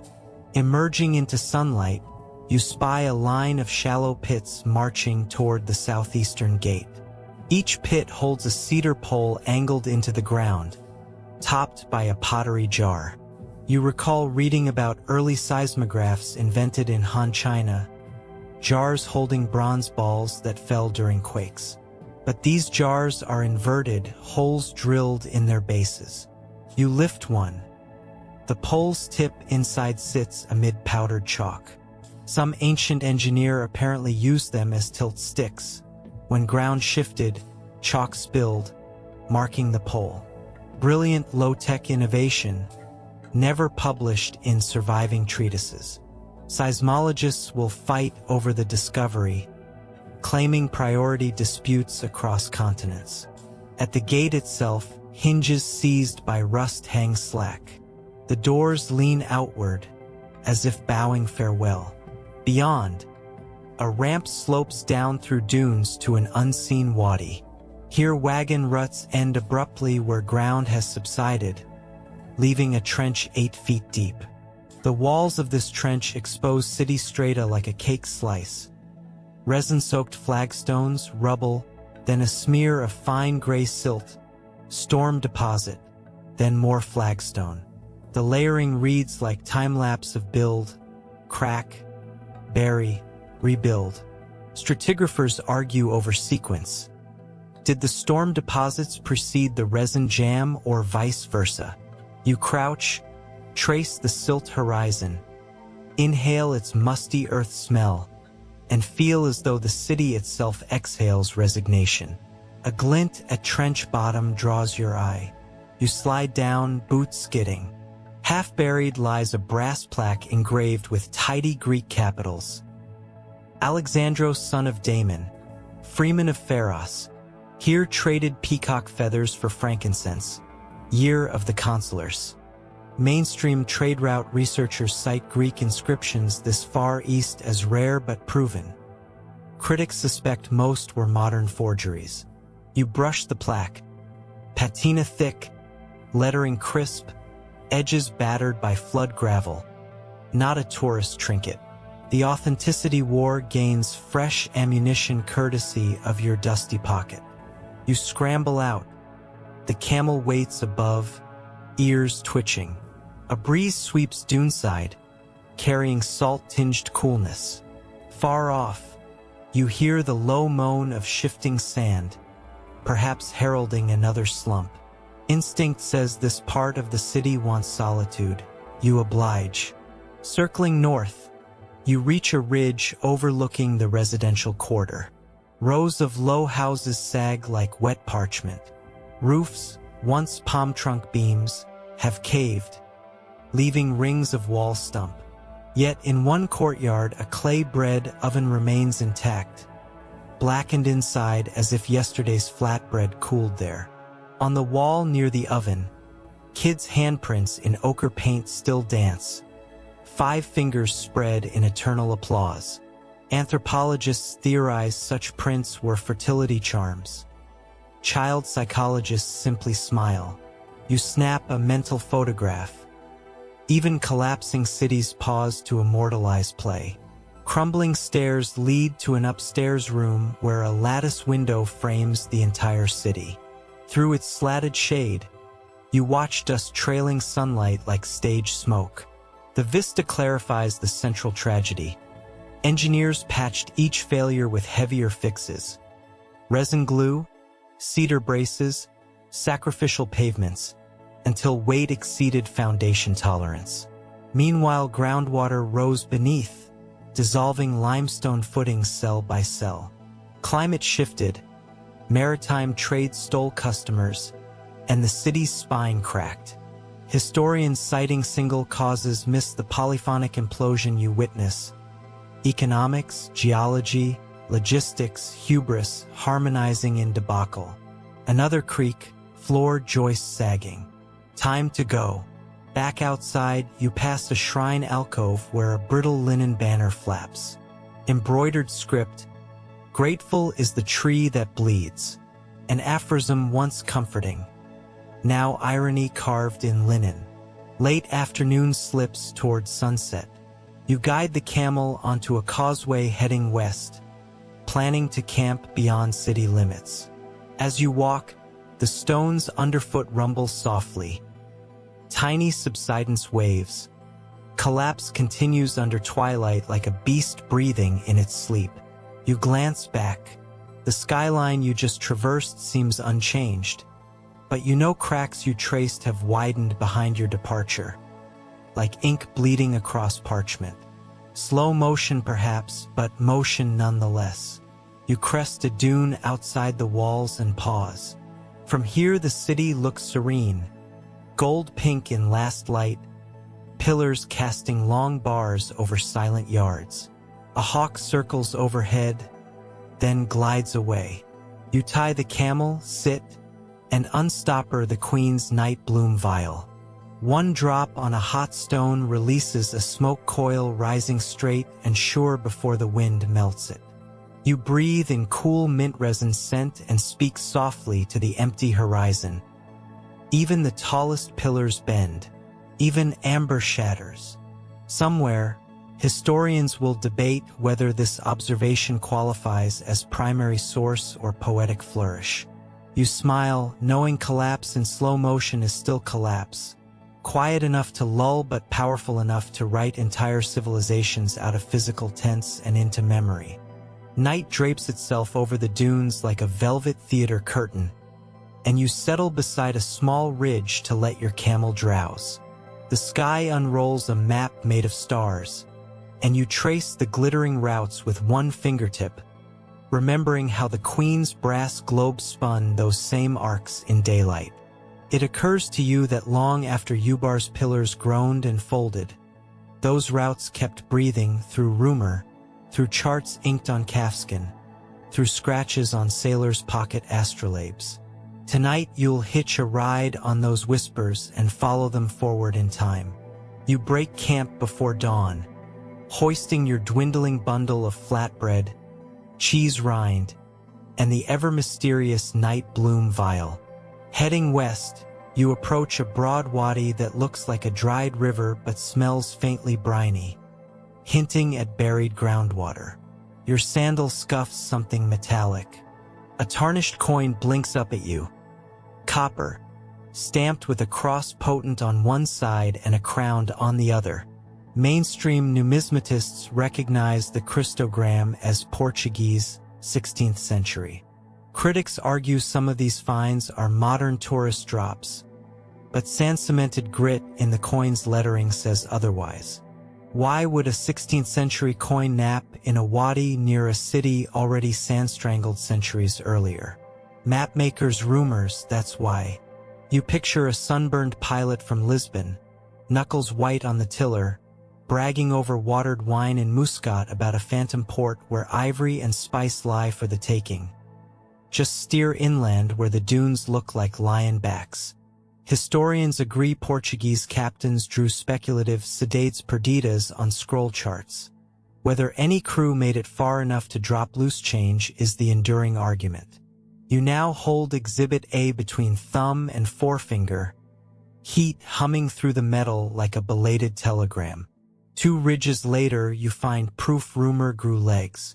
Cart ruts, much younger than Ubar's, score a ribbon of hardpan. The wheelbase is narrow, suited for European mule wagons, not camel sledges. Ruts end abruptly at a collapsed adobe way station.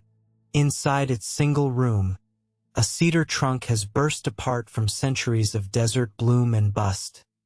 Spilled within is a damp-lead sheaf of parchment.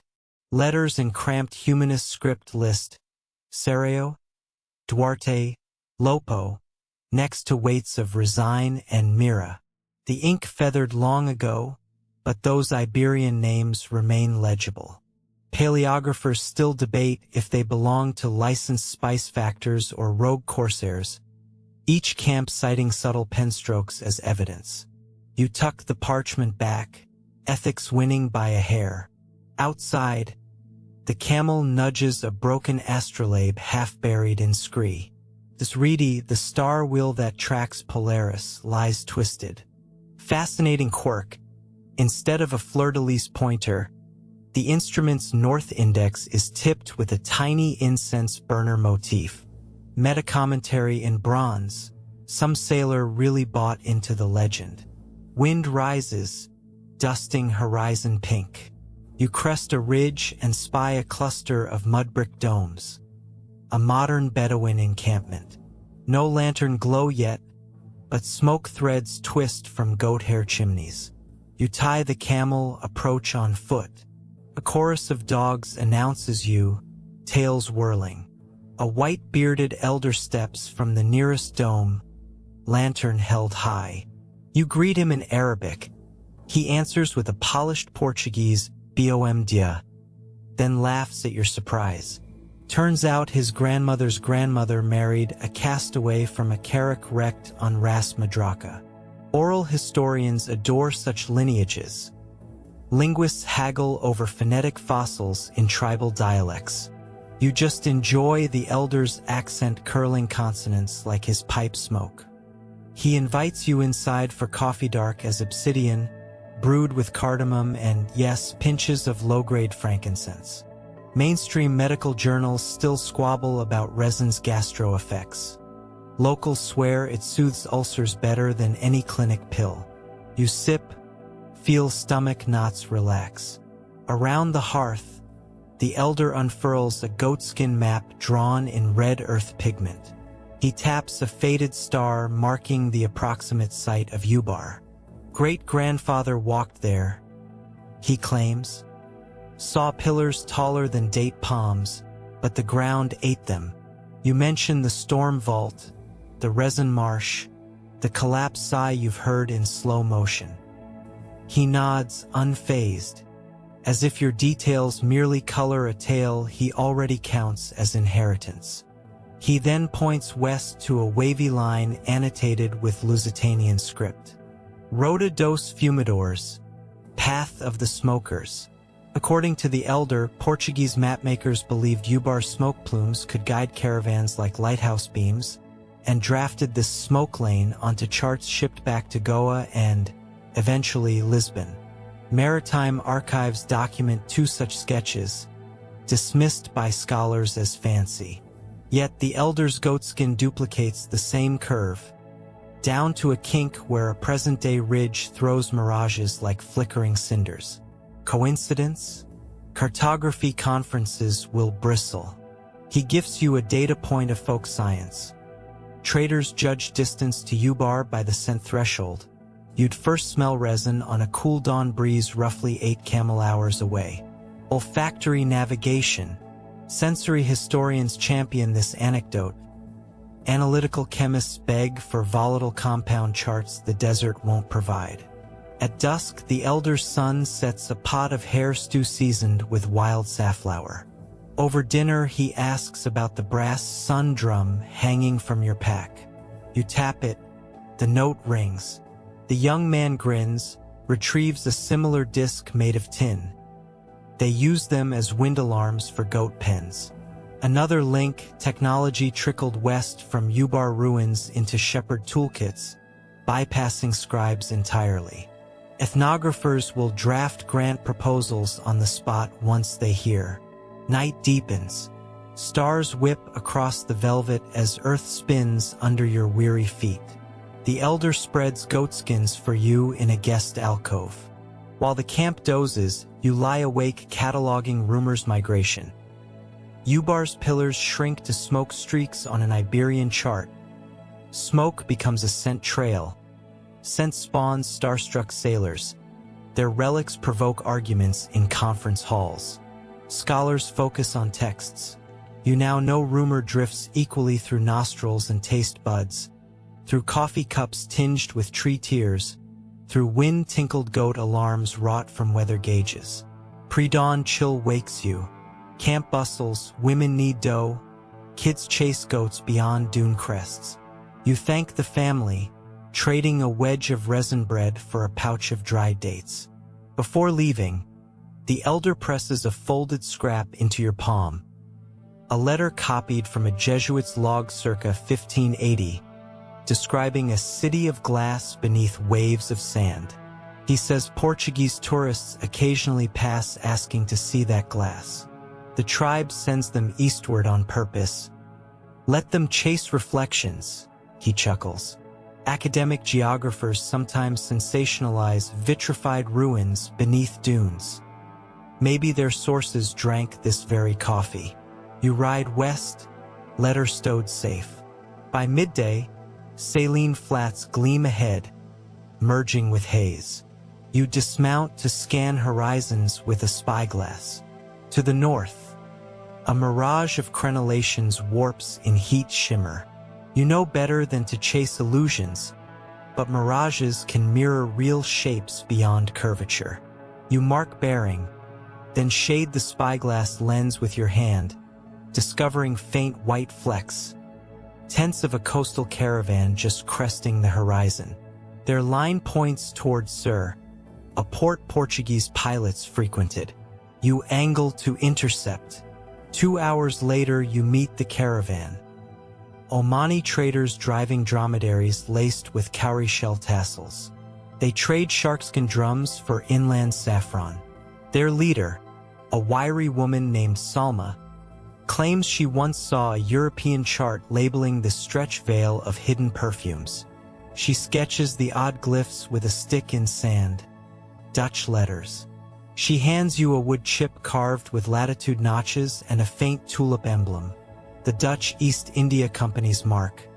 Proof rumor outlived Portuguese monopoly. Maritime historians will salivate. Rivalries ripple across your pocket like mutinous whispers. Salma's tea simmers with desert thyme. Steam carries an aroma reminiscent of low-grade resin. You remark on it. She shrugs. Leaves carry scent of trade winds, perhaps airborne volatiles from centuries-old resin marbling the soil? Environmental chemists debate diffusion rates in arid zones. Your nose votes affirmative. As dusk deepens, Salma's caravan inclines to join your route. She seeks ancient wells. You show the charcoal map on your palm. Scholars call this knowledge barter, as old as barter itself. Together you cross flats where faint cart ruts align north-south, echoing Portuguese compass runs. Each night Salma sings shanties that mingle Arabic scale with Iberian cadence. Ethnomusicologists propose maritime melodies fused with caravan chants along 16th century trade loops. Here is living evidence, though you doubt grant committees fund moonlit sing-alongs. On the third morning, a sea wind kisses your cheeks. Humid, fishy, shot through with frankincense ghost notes. Coastal cliffs rear ahead, capped by ruins of a watchtower. Its walls bear graffiti, 1624/Diogo Vazes/Chego ao Fumo, arrived at the smoke. One line lower, someone later scratched an Arabic retort. The smoke belongs to the wind, not to Lisbon. Political commentary aged 400 years. Economic imperialism meets local riposte. Dissertations await. Salma's party halts at a cliff cove where breakers chew coral. A salt-scabbed jetty juts seaward, half submerged. Timber remains hold iron nails forged in Goa. Underfoot, you spot shards of blue-on-white Ming porcelain. Ballast from galleons that swap Chinese jars for Arabian perfume. Maritime archaeologists debate whether such cargoes ever touched this shore. Porcelain says yes. You kneel, trace cobalt dragons spiraling faded clouds. East of east meeting west of west on a beach the world forgot. While camels gulp brackish runoff, you and Salma clamber onto a headland. From here, the ocean horizon bulges like a copper shield. She hands you a battered quadrant, Portuguese make, but calibrated in Arabic numerals. Gift, she says. Proof rumors sail farther than ships. You weigh it, recalling the maze of inheritance. Ubar's resin breeds legend. Legend fuels charts. Charts launch sailors. Sailors strand maps. Maps guide new caravans. Caravans preserve shanties. All because trees bled fragrant tears centuries back. As sunset sets the sea aflame, you unstopper the night bloom vial. One drop on a hot basalt slab, and the fragrance spirals skyward, mixing with kelp and salt. You imagine some future deckhand inhaling a stray molecule, crafting yet another rumor of perfumed deserts lying beyond the farthest tide. Scholars will argue, as they do, whether such chance whiffs shaped policy or poetry. You've walked the continuum and know it hardly matters.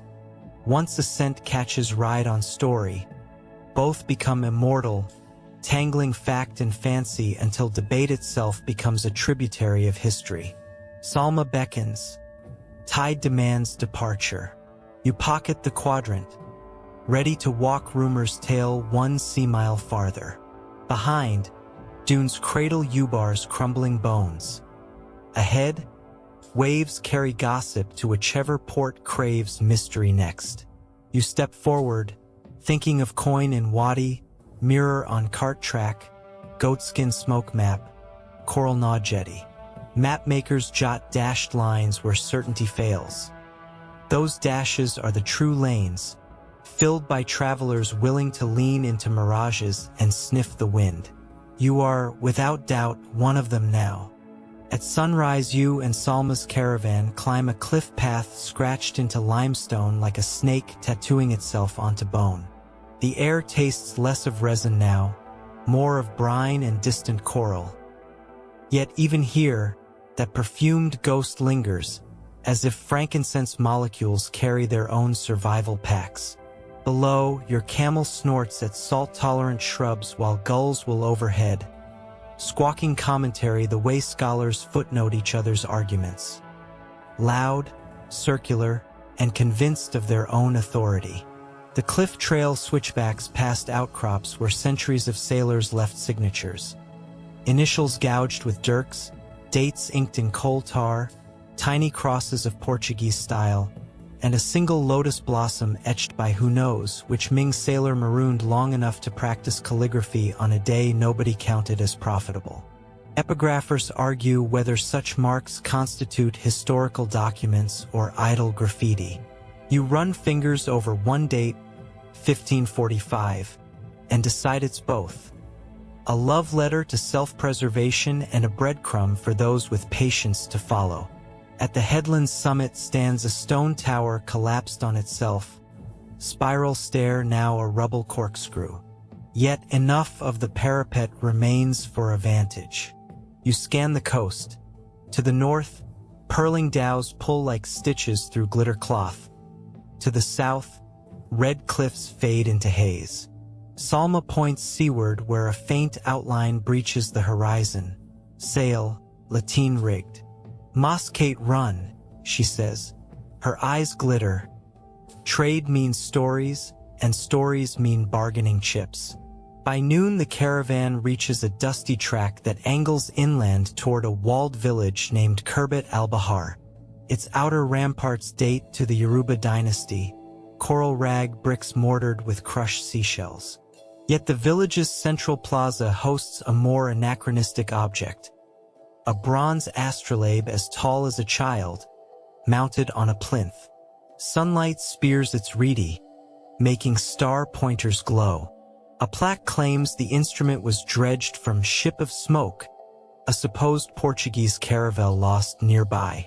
Historians from Lisbon University insist no such wreck existed. Omani Antiquities officials counter with salvage receipts.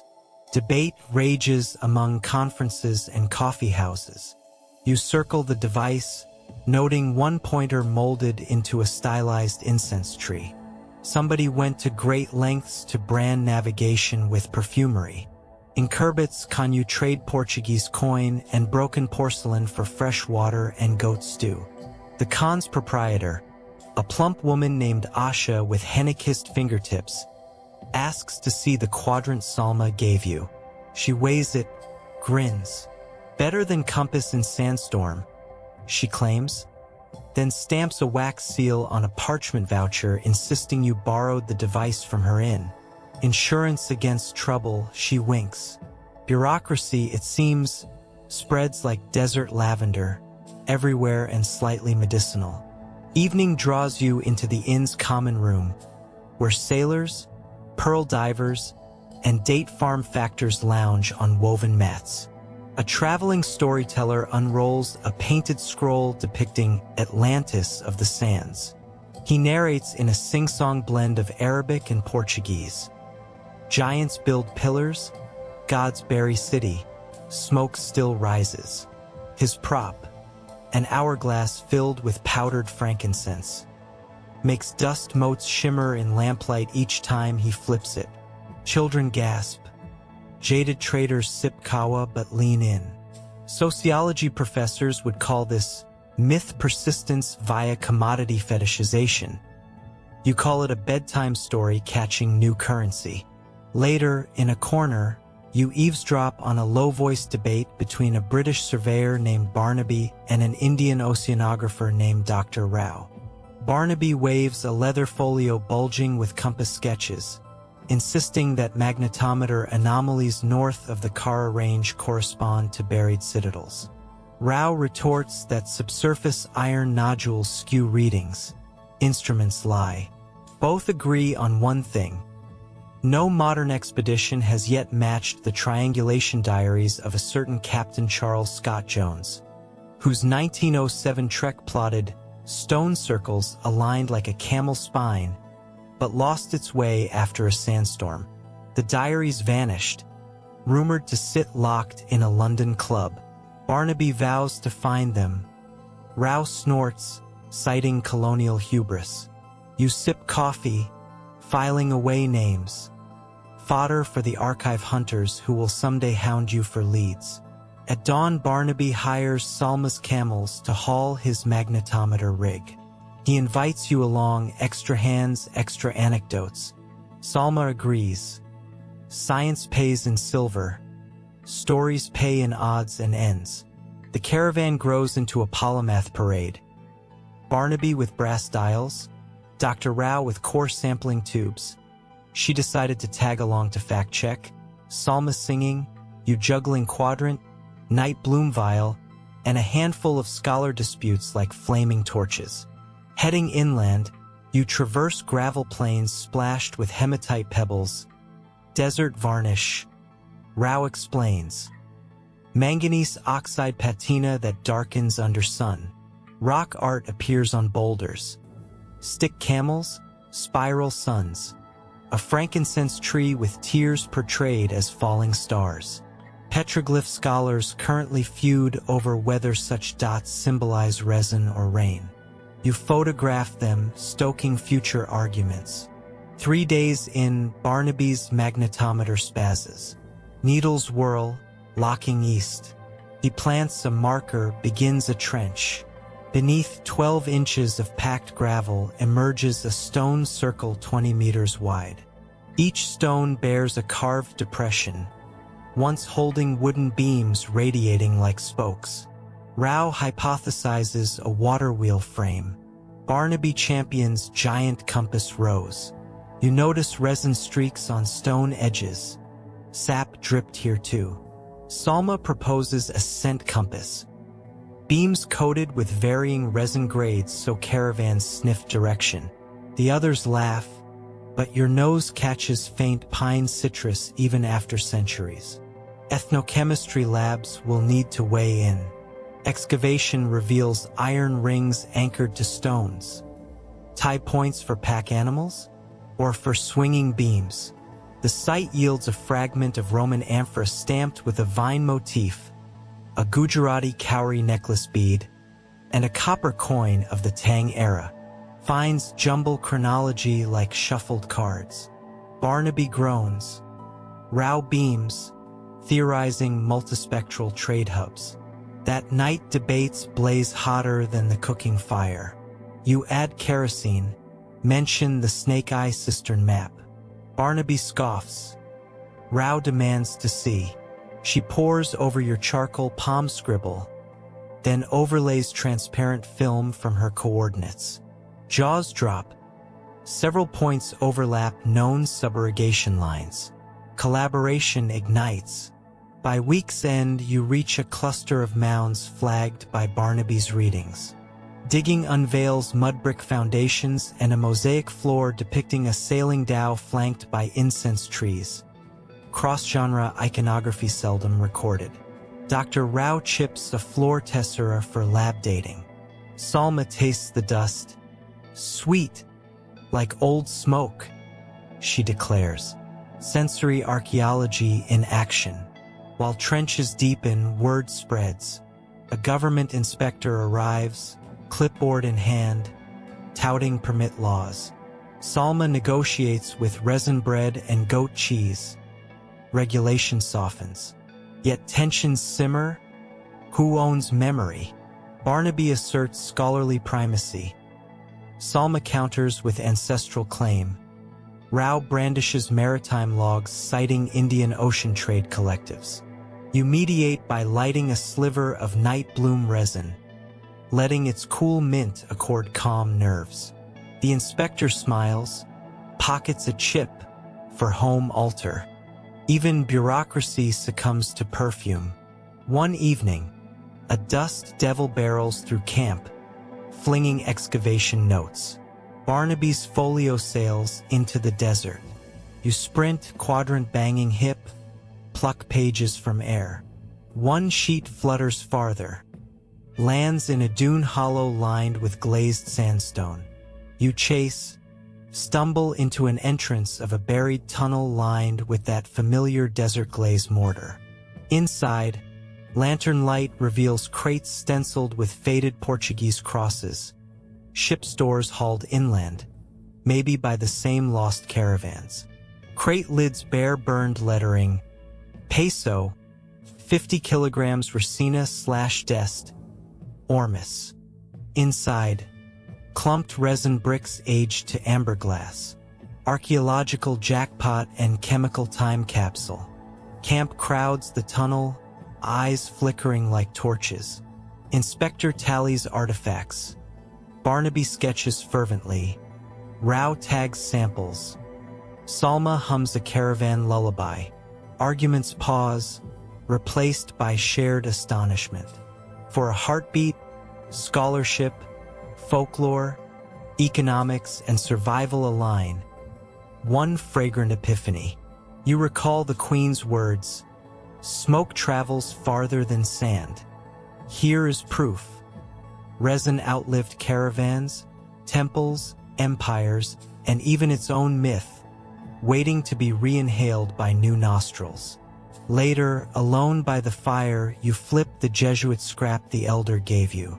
In lamplight, the Latin reads, Civitas sub arenes, ubi fumus lucit noct. A city beneath sands where smoke shines at night. Marginalia in another hand adds, Quid lucit, esse nullus spectat? What shines if none behold it? You ponder that philosophical pothole.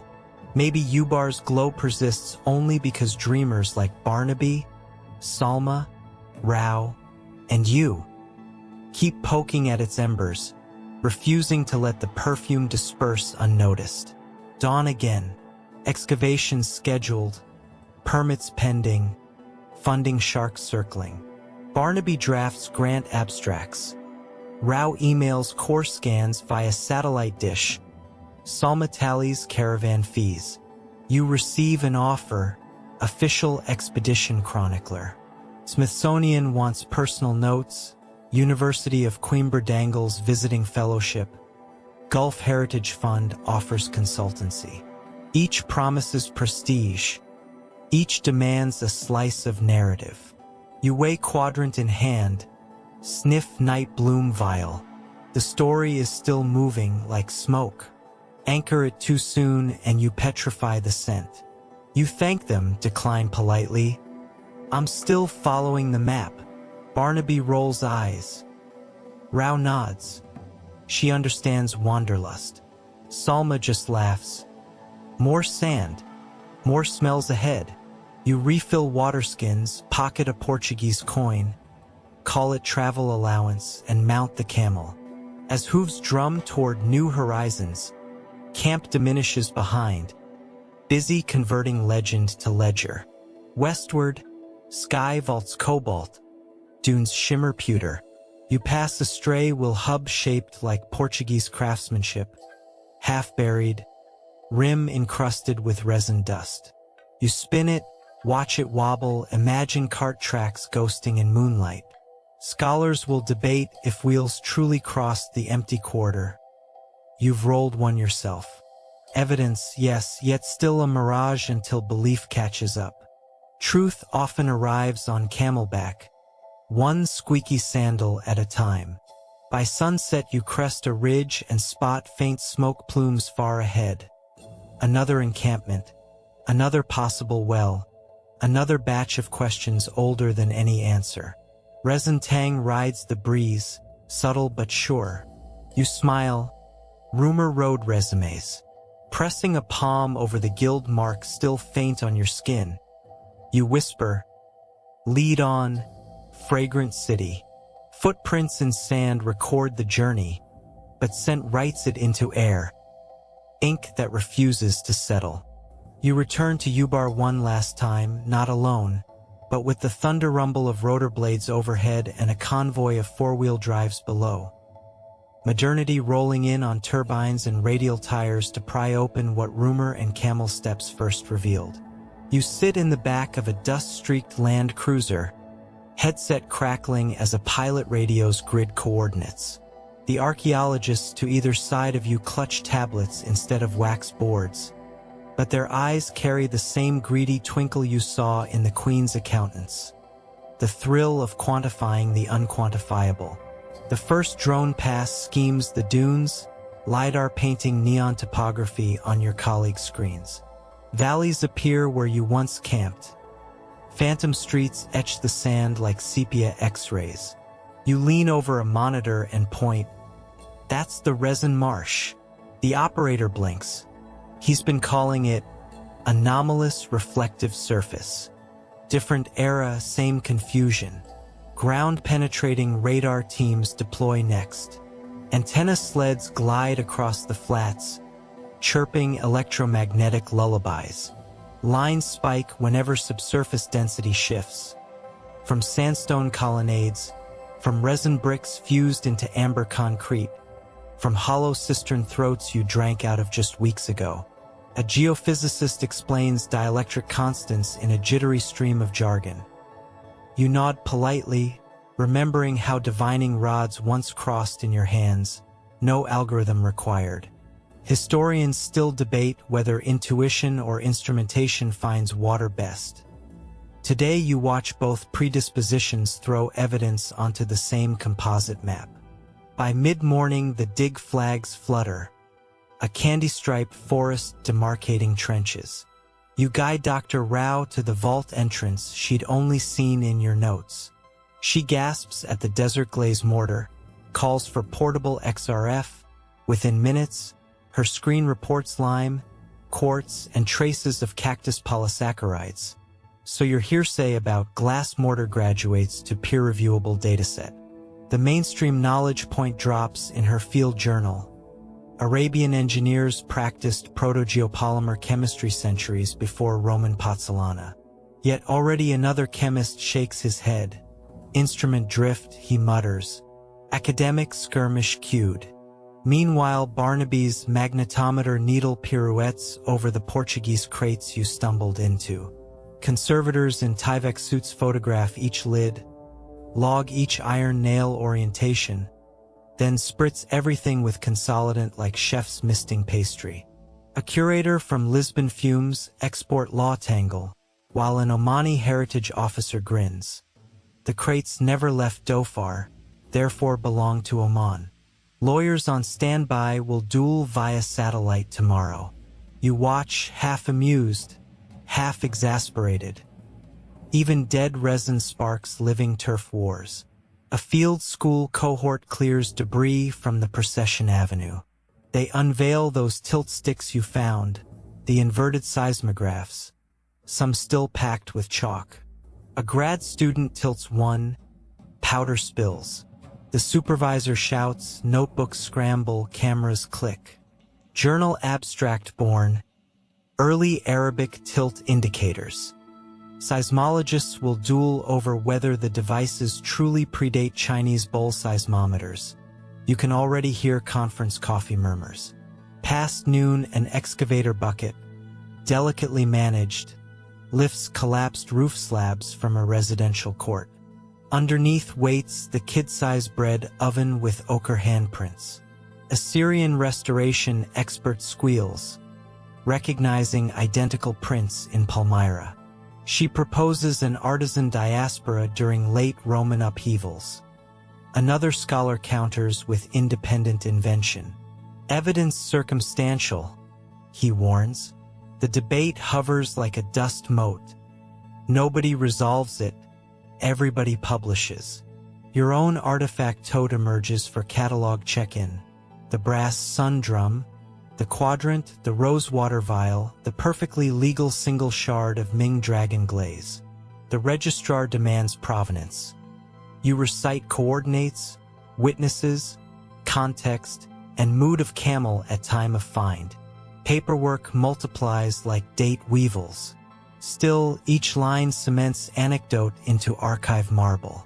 The dig's most electric moment strikes at dusk. The LiDAR crew, rerunning scans at lower altitude, uncovers a buried crescent wall east of the resin marsh, unknown perimeter. You trek there with a mixed squad of trowel wielders and GoPro influencers. Beneath 30 centimeters of wind-packed silt emerges a gateway bearing 2 carved snakes whose eyes once held quartz. Your chest thumps. This is the surface echo of the underground map-room rotunda. You had guessed. Now stone testifies. Inside the gate, the floor slants downward to a slab mosaic. Camel silhouettes facing opposite directions, tails intertwined. Epigrapher Lenka kneels, muttering Czech syllables of delight. A ring of inscriptions runs the border. Tie the feet of the city lest they run. You already translated that line in Torchlight weeks ago, but seeing it here, full citadel scale, hits like a sung chorus. The mainstream significance is immediate. Phrase recurs at multiple structural choke points, confirming a coordinated resin glue flood mitigation strategy. Conservation engineers stand gobsmacked. Historians of technology scribble furious notes. A hydrologist tweets. Night falls. LED floodlights flicker on, making every grain of sand a gemstone. You wander away from chatter to stand atop a dune overlooking the entire grid of excavation lamps. Constellations fall into earth. The site hums with generators, laughter, quarrels, and the soft beep of GPS units logging every centimeter. Yet beneath that modern cacophony persists the faint scent of frankincense riding cool desert breeze, as if the city exhales through its fresh incisions. You inhale, close eyes, and hear echoes. Camel bells, guild stewards tallying cloves, sailors cursing currents, children slapping ochre hands on stucco. The past layers over present in time-lapse translucence. When you open your eyes, 2 realities coexist. Neon vest archaeologists inside 6th century doorframes, drones mapping spaces once navigated by dowser rods. Mainstream media crews arrive next day, boom mics, satellite uplinks, headlines pre-written, Atlantis of the Sands confirmed. Academics groan, nuance drowns in clickbait. You default to second-person mental note. Remember, hype cements funding but numbs wonder. Best keep narrative supple as smoke. Embargo lifts. Preliminary papers flood journals. One article attributes collapse to climate, another to camel traffic resin overload, a third to seismic undercutting, a fourth to complex systems interaction. Peer review ping-pongs. Yet somewhere between footnotes and figure captions, your footprints linger. Squeak of sandal on dune crest. Starstring knots aligning Suhail. Night bloom ash twirling skyward. Those cannot be replicated in lab but remain data, irreducible. On the dig's final evening, Dr. Rao invites the crew to a low table arrayed with bread ovens resurrected from debris. She bakes flatbread dusted with powdered frankincense, reviving the recipe first tasted in the night bazaar. Aroma drifts, generators hum quieter, Barnaby's magnetometer sleeps. Everyone breaks bread under the brimming Milky Way and, for a hush, debate stalls.